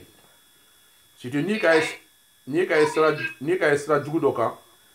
e bɛ miiri a bɛna laban cogo min na ale b'o bɛɛ jate minɛ i bɛ commencer ka jɔrɔ den na dɔw de b'a kɛ i bɛ den ladi i bɛ sira don a kɔrɔ waati bɛɛ lajɛlen walasa a ye kɛ den ye sini a ye se ka se a yɛrɛ kɔrɔ a ye se ka diinɛ minɛ a ye se ka ala ko fana minɛ la ani bɛɛ bɛ taa bɔsi parce que ala ko kuranɛ kɔnɔ ko qu anfusakum wa ahlikum nara waquduha an-nas wal hijara ala k'an yamaruya ko qu anfusakum ko an yɛrɛ tanga an yɛrɛ ko k'an yɛrɛ kun tanga a n'an denbaya bɛɛ ka bɔ tasuma doli ma o kɔrɔ de ye di k'i kana don aridina k'i denw tɛ tasuma na i b'i yɛrɛ tanga i b'i denw fana tanga o kɔrɔ de ye k'i y'o bila sira kan sira min kɛ sababu ye k'i n'o bɛɛ lajɛlen don aridina kɔnɔ a kana don tasuma kɔnɔ ala k'an bɛɛ yamaru n'o ye mɔgɔ kelen kelen bɛɛ famitigi bɛɛ yamaru n'o ye maintenant n'i yɛrɛ k'i ko i seko kɛ sisan i nana dɛsɛ i ma se ka foyi kɛ i kɔni bɛ i b'a to ala de bolo sisan parce que ala de le masa ye min ka ala ja a b'a kɛ donc i kɔni bɛ dugawu k'a ye tant que a tigi bɛ balo la n'a ma sa fɔlɔ be do kay ala kanda wati bela jeni mo ka do be labaro na ole natiki sala natiki masonga do jine pa sala aka ke denyo aka faye aka fenfenye sa na ko ma so jina sala ka ba isira do kay tuni danga do be danworo lay mais tant que abe villa abika atikao nate sana ala kuma elebe do kay wati bela jeni ala ndin kanda abe to ala fa ala bena kanda mais na mala kanda o be ko fe o le jara alay donc ni fem jara alay am alam nanole amani ala fa ndin no ko bela jeni kanda ya lo kan amina voilà donc fitin dimole timoy aja bismillah bismillah aja ika nyafo chugo mina tumado la fana a defo be bo akaramo ka min fo sisa alhamdulillah o ya ala kala tige yiki seko ke Sayyidina Ibrahim aka seko ke fana tuma fa chek me juso fa chere ba bla ju firila abita ku kata ju fira ba fo ko jobe yiri ni sa yiri mi na patala fo idala sika fo nya ayre bo ayre fana ka fa chel la di kwa tubi fa chek maso da nana suna ala bana kwa bina duwa uke fatai ala maswala ala ka gira ko azara fatai kafirli apana ni ma ka shirku yake don Sayyidina Ibrahim ko lo mina do amadu o kaitu donc o be o yela ala kala tigo yi kapa ma fa mi fo tuma do ka fo tu mina defo be fatai la tuma do la ani babsula bin me kita do kala na kutuba do fengela tuma kala na fendo la kitabu do la ina na yi limam do mo do tala anofa kwa ma ko kontuma muso do fu muso ni ko ni chrétien muso le mais anana dem soro ne fana tante ne bulu dem nana korba aka dem soro dem so sila santan lo dem so ko nana fanyina lo ko baba ma faka ke ba soro alo du sumandi baba ma faka ke chrétien ko mbamso vraiment ame jamana mina witole ched du kasla mala bina mifo adigira la me akoko abina miri akwa dem amina miri atala imam fe katanya fo imam nya imam ko kwele ka salama muso ika ima salama muso furu ika chrétien de furu oui chrétien muso de la furu habita qu'est-ce que tu mets tout le corps bituka muso dina ira muso la ko non de undo ako tuma kelingeli ako non ala la ba ko no kwa de dina ira wala do ale ta tini mi ya meta wori nyiri dro kana muso dia ka mobilisation ye kan kawi ako boy ki ka dindo chen mate mi kanga do ki ko man karmo ka foto mena londo la ni tebe kaburu ko donc au problème be mo soro la Islamaya ya ira kwa mi sika krije muso furu ka ya muso furu ala ya no ya amma mais akan yoro la lon ba ko yemi fo la ni bina muso furu ayi kebe yoro dola ko mi saudi ya nyona wala ma farafina an yere fe dina bi yoro na ka chaya donc no kala avec sababu bi sika muso ka atire fa bina do muso ba ko muso ka mana furu muso ba a che ka dina ka donc ayi bi sika ke muso ka da o tulo ka dina na abi nyonta ulani le ko ikoko iba fa denye ke Muhammad ye ale yere fana ba fana koko de muso mbena na we ke Aisha o nyola abe nyombe ko klina mais ele ko iba fa denye ke Muhammad ale ko non je veux que mon enfant devienne Paul to abena nyola sama ka gele parce que ate ma Madina fana na et puis ale be yoro na fana ni mangando do do be de unta ka de ale ma ale ka kafu ya be sabati de no be ta ka chrétien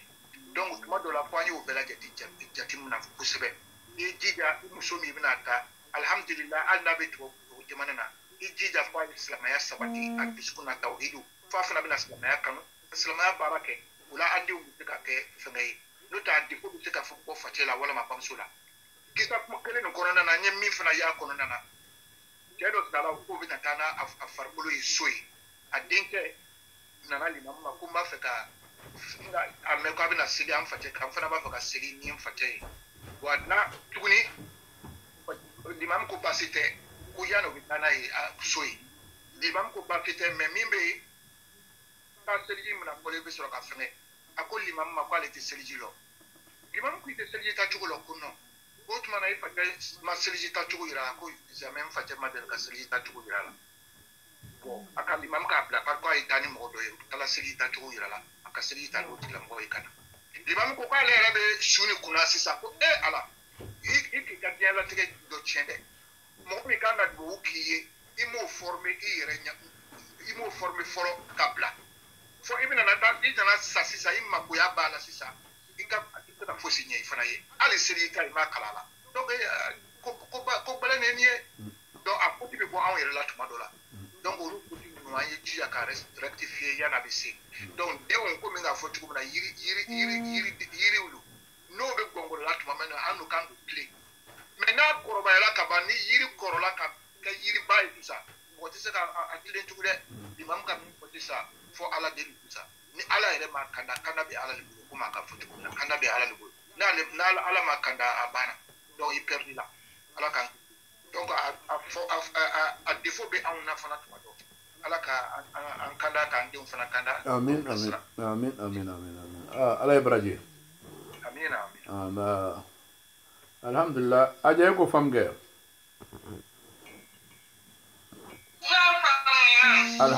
alhamdulillah amba ala ye baraji o amin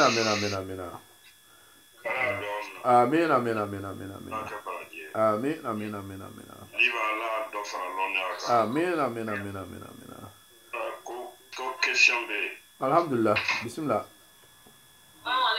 wa alaikum salam wa rahmatullah priser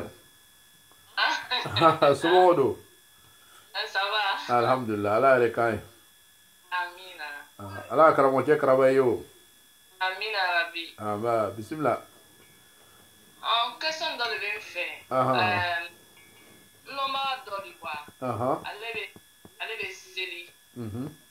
maintenant cɛ min bɛ na n'a furu ni silama tɛ maintenant bon an n'u bɛnkɛ dɔ bɛ yen ale y'a silamɛya ka bon ko ni cɛ tɛ silama ye ale tɛ se ka sigi a furu kɔrɔ fo que cɛ tɛ kɛ silama ye bon denmuso ma kɔni ye silama de ye cɛ y'a côté la ni c'est un peu compliqué donc n bɛ fɛ ka ɲininkali kɛ o an bɛ se ka kɛ cogo jumɛn pour que o bɛ se ka furu nin kɛ parce que o ka di ɲɔgɔn ye je sais pas faire ok i danse ala ka baraji amina parce que den tɔgɔ tun tɛ silama ye mais an n'u yɛrɛ kosɔn parce que n mamamuso kɔrɔmuso den de alhamdulillah bawlo ni kɔ mais comme a tora so kɔnɔ a kɛra silama ye alhamdulillah albi ala silamaya sabati alhamdulillah ne kɔni min bɛ yen na silamaya tɛ ko fila ye quoi ko kelen dɔrɔn de ni silamaya n'ala ka min fɔ an bɛ baara kɛ n'o le ye quoi mais n'an ma baara kɛ n'o ye an bɛna min kɛ sisan an bɛna fili de kɛ bon n'an bɛ ka fili kɛ dɔrɔn i b'a ye ala bɛ taa minɛ n'a ye sini silamaya la komi a fɔla cogo min na ala ka min fɔ ko a tɛ bɛn mɔgɔ min tɛ silamɛ ye ko ka a silamamuso furu a tɛ bɛn an ka denw tɛ se ka furu o ma mais o ka denw bɛ se ka furu an ka cɛw ma chrétien muso bɛ se ka furu silamɛcɛ ma mais muso tɛ se ka furu silamamuso tɛ se ka furu chrétien cɛ ma o est interdit a interdit ne quoi a tɛ bɛn silamɛya la ça c'est interdit voilà donc n'a tɛ bɛn c'est que furu tɛ se ka kɛ cogo si la fo n'a taara sɔrɔ cɛ ka a tubi la ka don silamɛya la i m'a ye wa bon de plus souvent fana o fana ye danger wɛrɛ ye tuguni parce que tuma dɔ la dɔw bɛ kɛ olu b'a kɛ furu kosɔn et puis kɔfɛ o bɛ ban ka silamɛya bila tuguni an k'o caman ye quoi voilà caman ye la ten donc n'a kɛra ten kɔfɛ a bɛna kɛ problème ye sini parce que mun kosɔn cɛ de fanga ka bon furu la ka tɛmɛ muso kan furu kɔnɔ maintenant ni cɛ fanga ka bon ni muso ye furu kɔnɔ muso de fana cɛ fana de bɛ muso fana furu muso tɛ cɛ furu la a tɛ komi muso bɛ taa bɔ cɛ kɔ tɛ cɛ de bɛna bɔ muso kɔ donc ni cɛ ka responsabilité ka bon ni muso ta ye furu kɔnɔ maintenant ni a kɛra a tigi tɛ silamɛ ye donc a bɛna muso sama cogo bɛɛ la ka bɔ diinɛ kɔnɔ silamɛya kɔnɔ ka kɛ chrétien dɔ ye donc o kosɔn ala ka haramiya ko an ka silamɛdenw tɛ se ka furu muso tɛ se ka furu diinɛ chrétien dɔ ma donc n'a bɛ ten faut que furu se ka kɛ cogo si la fo cɛ de ye kɛ silamɛ ye maintenant ni cɛ bɛna kɛ silamɛ ye f'a ye kɛ sincérité silamɛ fana ye parce que n'a nana kɛ namara sira fɛ n'a sɔmin'o o fana la a kana sɔn a b'a to a bɛ waati jan kɛ fɔlɔ silamɛya kɔnɔ ka yira k'a fɔ k'a bɛ silamɛ ye tiɲɛ yɛrɛ la a bɛ seli la a bɛ sun dunna a b'a to a bɛ waatinin kɛ o kɔnɔ fɔlɔ quoi n'a ko kɛ tumana min na a yɛrɛ lala k'a ka silamɛya ye tiɲɛ ye parce que mun bɛna namara sira fɛ n'a ko k'a tigi la a caman ka ca ala fɛ a tigi bɛna diinɛ minɛ nɔ parce que a bɛna kɛ silamɛya kɛla dɔn mɔgɔw da fɛ mɔgɔw bɛna k'a kalan na an b'a bila yɔrɔ dɔ yɛrɛ la mɔgɔw min b'a kalan u b'a kalan u bɛ se k'a ye fana a bɛ seli n'o ye misiri kɔnɔ a bɛ fɛnkɛ kɛ n'o ye a bɛ sɔrɔ ka furusiri ko ɲɛbɔ sisan kɔfɛ a b'o bɛɛ fɔ a ɲɛna i m'a ye wa voilà a tɛ se k'an denmuso furu cogo si la parce que silamɛ tɛ ça c'est interdit en islam voilà fɛn kelen min a bɛ se ka kɛ n'a tubila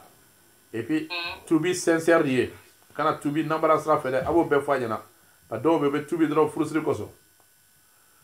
bon n'o fana kɛra tuguni sini a bɛna segin a ta nin ma donc an bɛ siran yɔrɔ min a bɛ ban ka labɔ le ma tuguni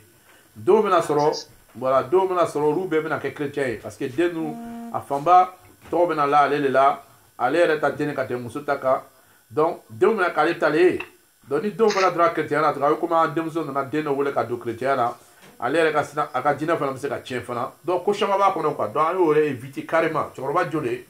a kana sigi a furu da la sinon a bɛ ɲininka sini an yɛrɛ fana si kana sigi a furu da la sinon an bɛ ɲininka sini voilà mais parce que donc a tigi ka namarayali kɛ k'a yɛrɛ bila silamɛya la ok maintenant an y'ale ka den lori sɔrɔ mais cɛman nana yɛlɛma ka kɛ l'église mɔgɔ ye donc muso ma k'a minɛ cɛ ka na a bamuso fɛ mais ala kɛ muso ka fatu ni fɛn façon i bɛ se ka mun kɛ o la sisan non parce que bisimila musoman parce que cɛman ko musoman ma parce que cɛman tun bɛ chrétien mais a tun bɛ nana muso furu tuma min na k'a fɔ k'a bɛna kɛ silamɛ a kɛra silamɛ ye a mɛnna ka sɔrɔ ka furu kɛ maintenant o tora ɲɔgɔn fɛ fo den lo mashallah kɔfɛ a nana fɔ musoman ɲɛna sisan k'o ye musoman ye yɛlɛma ka kɛ ale a diinɛ na musoman ko k'ale tɛ se ka yɛlɛma donc a nana kɛ musoman k'a minɛnw cɛ ka taa bamuso fɛ alhamdulillah bon 6 mois dafala yɔrɔ min na musoman banna mais nin yɔrɔ nin na tɛ sɔn da fɛ bon muso ka min kɛ o de ɲɛna quoi parce que ni hali ni i ni mɔgɔ bɛ furu la silamɛ le n'a ka silamɛya dabila don min na k'a tɛ silamɛ ye tuguni ala furu tɛ se ka continuer parce que silamɛ tɛ furula kafiri ma quoi silamɛ muso de ko quoi a tɛ se ka furu kafiri ma cogo si la donc comme a tun bɛ silamɛya a fana furula ka to silamɛya le kɔnɔ foyi tɛ muso ma parce que muso furula ka to cɛ ye silamɛ de ye cɛ nana fana k'a tɛ silamɛya la don min na fana tuguni furu bɛ wuli quoi furu bɛ wuli bon muso ko baara kɛ ka ban ale k'a minɛn cɛ ka taga so kɔnɔ donc furu tɛ ani cɛ cɛ donc comme furu tɛ ani cɛ cɛ muso sara k'a sɔrɔ a ye silamɛ ye a tɛ furu kɔnɔ parce que a ma furu mɔgɔ wɛrɛ ma silamɛ wɛrɛ ma donc foyi tɛ ani cɛ ni ka condition foyi tɛ yen tuguni maintenant min bɛ yen sa hali min ye somɔgɔw ye denmisɛnnin ninnu sa a b'olu jɔrɔ sisan denmisɛnnin lorun bɛ yen nin a b'olu le jɔrɔ sisan parce que kuma an ka kuma fɔ a daminɛ ale le ma kɛ nin ye sisan de wa parce que an ko ni cɛ ma kɛ sincère ye a ka diinɛ kɔnɔ a bɛ se ka segin o kɔfɛ mais laban na sisan a nana to denw bɛ cɛ de bolo yɔrɔ a tɛ ten wa. den m'an fɛ de sisan denmisɛnninw bɛɛ bɛ so kɔnɔ sisan. alhamdulilah donc alu y'a bolo kɛ den ninnu a ye jija den bɛ o ye jinɛ ta. bɛ ba a ka denw bɛɛ de cɛ ka taga. alhamdulilah donc ale de bɛ jija den ninnu ma sa o ka silamɛya sabati. a b'o don jinɛ siraw fɛ u bɛ se ka kuranna kalan cogo min na ka kurannaw durusi ka kɛ limamu ni fɛngɛw ye i b'a ye hali ni facɛma nana cogo o cogo a tɛ se k'o yɛlɛma tuguni quoi donc ale bɛ diya denmisɛnnin ninnu ma o ka diinɛ se ka sabati cogo min na ale fana b'o baraji sɔrɔ bɔnsɔngɔ yɛrɛ fana b'a baraji sɔrɔ donc ale bɛ jija o de ma sisan mɔgɔ mɔgɔ bɛ yen ale bɛɛ ka ɲi k'a bolo kɛ den ninnu na sisan ka den ninnu dɛmɛ o ka diinɛ ko la walasa u bɛ se ka diinɛ ta cogo min na fanga na parce que cɛman bɛ nin ye ale ka muso kɛ cogo a bɛna don diinɛ la min ka don a ka diinɛ la a ma se min kɛ nin a bɛna essayer ka den ninnu fana namaraw sira kelen de fɛ tuguni quoi voilà donc o sira fɛ donc fɔ ale bɛ labɛn sisan a bɛ den ninnu dɛmɛ cogo min na o kana se ka segin ka taa ale donna diinɛ kura min na sisan min tɛ silamɛya ye den ninnu kana segin parce que den ninnu wolola silamɛya de kɔnɔ den ninnu voilà donc facɛma de sigila kɔfɛ donc n'a sigila kɔfɛ ale ye murutadu ye i m'a ye donc ale tɛ continuer silamɛw fɛ tuguni ale yɛrɛ bɔra pewu i m'a ye wa ni silamɛ loi yɛrɛ bɛ yɔrɔ min na normalement ale ka ɲi ka faga le. I m'a ye wa silamɛ loi bɛ yɔrɔ min na ni i bɛ silamɛ n'i ka silamɛya dabila dɔrɔn ka bɔ silamɛya la i ka ɲi ka faga le mais comme silamɛ loi tɛ yɔrɔ si an tɛ silamɛya loi dugu la donc a tɛ se ka kɛ donc a bɛ min kɛ dɔrɔn a b'a ale yɔrɔ ma janya ka bɔ denw na a fana bɛ denw dɛmɛ cogo min na o bɛ se ka min kɛ o ka diinɛ ta fanga na cogo min na ale bɛ jija sa ale b'o kɛ sisan ale bɛ ala y'a den ninnu balo ala ka limene o sabati amin ala andu bela deni balanya ala ka limene o sabati amin بجاي سيدنا محمد صلى الله عليه وسلم امين امين امين إذا كسر عندنا فباك أقول لهم يا أيدي كديم سنودو كلامنا سوي ويدو دينا كلام نونا مدرسة نونا كدينا فاميا ولي ويفوا ولي ديم سنو كسي يردوي أي رفنا أبي تيجو كان فنا سوكنا فنا إن شاء الله إن شاء الله أنشي با أجا إذا برا إذا مين نيجا لسون دي بقول مانو لندرا نيجال بارة كا براجيب بوياني كلام وشتاي بس يبي نيجال مين كلا ناكا بن نفا إبا كلام وشتاي ما كمان يشيلا ملك أبيك نيسيزان دوي كن ببراجي سرو ألبي على براجي ديما أمين الله دامبر آمين آمين آمين آمين آمين آمين آمين رادو جانكنا كمان باميرلا كو إسلام موسى بيسك أفرو كريتيا ما والله كوجو بالي أما يا كمان يربا كم نكوسو نفلو لكوسو كنا تا بس يور بارو أي ركال ليدر دو يربي يسوي أي رماي muso do babulu mi islam ndindo e wallahi ko jugu bali jugu bali afacha minka adi atito mafula abita nyinga ni bela jina yobol kiyama parce que ala ko corona kono kwa kana muso manga furu kafiri chema wala mambushiriku chema wala ajaba ko alnate atite ko diala ye jugu jugu ko ali ala ko alnya furu la jon chema wati dole jonya to be mo ko te jon le fushi ku ye furu jon chenya ma ka jon che slamama kafisa yi pour kafri et toma mayo ni horoye donc prendo le ni ya ke be jubu baso ala bol donc yi kala ko ta bita ala biti ni ala ala kan kisi ka bo barasu amin amin amin amin amin ala doomna bo am balma be mi islama muso ye no kala o ka furu ke o to ma lon folo chaw ma mun islamai o le ko se o ka furu considérer quoi parce que o be mina ni o be jurumu le kala quoi voilà si est furusa et puis ka furusla madoma ou bien e be furusa et puis tiebe que na duna dina wati mina ave furusa di korai parce que adde furula quoi islama furute parce que atiki chrétien et les islama musse donc a chama fana be dugu konote donc mumbe ni ankala di kay ya jia ko lu ladi o be furumina o be furto mandi alay voilà donc albele kan be kanda parce que sini ka gbele ni duna ni quoi duna ni watu kunguru ne no ame nema so to ame dia so la kono dia ni be c'est pour un petit temps no dom na bina ka kaburu kono e chente na ke ni kaburu kono be musut na ke ni kaburu ikel ni be ta ala soroy do isra ala nya ka ala ku ke o kapse ma isra mogo nya ka mogo take ke bi kele ni ala kilimita ni soroy e be avec ke baray ala an kishla boma ama amin amin amin amin amin ala doumna bon imam est-ce que chama faute comme question no là ouais chama fola comment Sylvain anya ka question do passer de bari po be doté ya ka fraka non doté ah ok d'accord inshallah ala ke baraji amin amin amin amin amin amin amin la dem son balo amin amin amin amin la kan ko na nyai amin amin amin amin amin amin ala doumna amin amin amin amin amin bon comment ankara mo fa be bi ale bina mo fo ko fe mais mambe do ke flo ankara mo fa si c'est avec bi donc imam ni bana do la kala do ja ko duwo okay ikalamna alima sul kala ouais alhamdulillah bismillah ala ibraji amin amin du quoi question no la quoi anga do ko na anga na nyina ambam so ni anga sere o yi bani ko do fanya na fana jumalo akalati o ka mo bana jumalo ko ka do ka ayi inshallah amena abanga ni afana ame do ko yanu che ama fe bela jeni kulu wala o shintan kirin kala kai do ma ame so ka do ko continue inshallah اللهم صل على محمد وعلى ال محمد وسلم تسليما كثيرا الى يوم الدين استغفر الله شيطان كريم اللهم صل شيطان بلا استغفر الله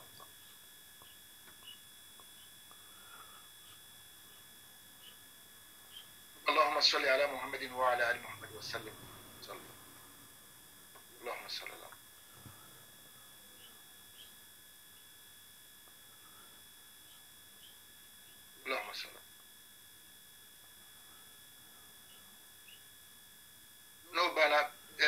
والله شنتا أني كلي أبي بسم الله فو أبي دمنا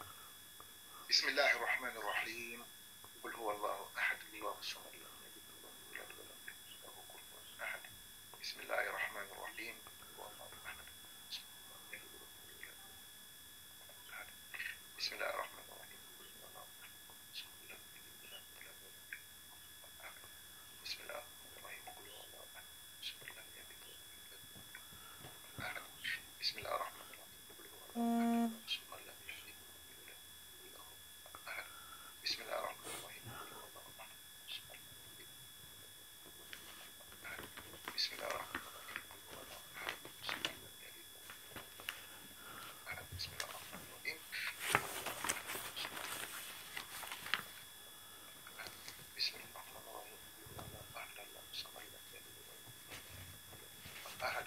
بسم الله الرحمن الرحيم قل هو الله أحد الله الصمد لم يلد ولم يولد أحد بسم الله الرحمن الرحيم قل هو الله أحد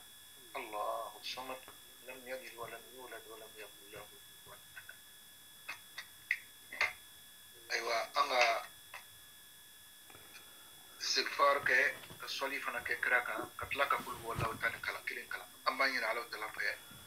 على كهنا أنا تعبا على آمين آمين على كاي على كما أيام كمي على كتانو يا بلغ كتبنا يوم القيامة على كان بيتان نويا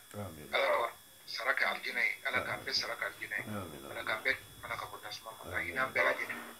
كتابه بلغ على كوفة أيام روما سرك الجنة ولا كبر تسمع آمين آمين الله بسيس إن شاء الله بيبي آمين أكو صدق الله مولانا العظيم وبلغ رسوله الكريم ونحن على ما قال ربنا وخالقنا ورازقنا من الشاهدين اللهم ارحمنا بالقرآن واجعله لنا إماما ونورا وهدى ورحمة برحمتك يا أرحم الراحمين اللهم ذكرنا منه ما نسينا وعلمنا منه ما جهلنا وارزقنا تلاوته آناء الليل وأطراف النهار واجعله لنا حجة يا رب العالمين برحمتك يا أرحم الراحمين اللهم اجعل خير أعمالنا آخرة وخير أعمالنا خواتمة وخير أيامنا يوم نلقاك فيه برحمتك يا أرحم الراحمين اللهم إنا نسألك عيشة حنية وميتة سوية ومردا غير مخزٍ ولا فاضح برحمتك يا أرحم الراحمين ونسألك اللهم خير المسألة وخير الدعاء وخير النجاح وخير العلم وخير العمل وخير الثواب وخير الحياة وخير الممات وثقل موازيننا وحقق إيماننا وارفع درجاتنا برحمتك يا أرحم الراحمين وتقبل صلاتنا واغفر خطيئاتنا نسألك اللهم العلا من الجنة برحمتك يا أرحم الراحمين اللهم ربنا لا تدع لنا في مقامنا هذا ذنبا إلا غفرته ولا مريضا إلا شفيته ولا هما إلا فرجته ولا ميتا إلا رحمته ولا عسيرا إلا يسرته ولا عائلا إلا أغنيته ولا حاجة من حوائج الدنيا ولك فيها رضا ولنا فيها صلاح إلا أعنتنا على قضائها ويسرتها برحمتك يا أرحم الراحمين اللهم اجعل جمعنا هذا جمعا مرحوما وتفرقنا من بعده تفرقا معصوما ولا تجعل فينا ولا منا ولا معنا شقيا ولا مطرودا ولا محروما برحمتك يا أرحم الراحمين اللهم اغفر لها وارحمها وعافها واعف عنها واغفر لجميع موتى المسلمين الذين شهدوا لك بالوحدانية ولنبيك بالرسالة وماتوا على ذلك. اللهم اغفر لهم وارحمهم وعافهم واعف عنهم وأكرم نزلهم ووسع مدخلهم واغسلهم بالماء والثلج والبرد ونقهم من الذنوب والخطايا كما ينقى الثوب الأبيض من الدنس. واغفر لنا وارحمنا إذا سرنا إلى ما صاروا إليه برحمتك يا أرحم الراحمين. اللهم أجرنا من النار وادخلنا الجنة مع الأبرار واجعل مثوانا الجنة الفردوس الأعلى بجوار حبيبنا وشفيعنا محمد صلى الله عليه وسلم. سبحان ربك رب العزة عما يصفون وسلام على المرسلين والحمد لله رب العالمين. بسم الله الرحمن الرحيم. الحمد لله رب العالمين الرحمن الرحيم مالك يوم الدين إياك نعبد وإياك نستعين اهدنا الصراط المستقيم صراط الذين أنعمت عليهم غير المغضوب عليهم ولا الضالين. آمين. تعبوا لك يفقوا يا لك سرك. آمين آمين آمين آمين آمين آمين آمين آمين آمين آمين آمين آمين آمين آمين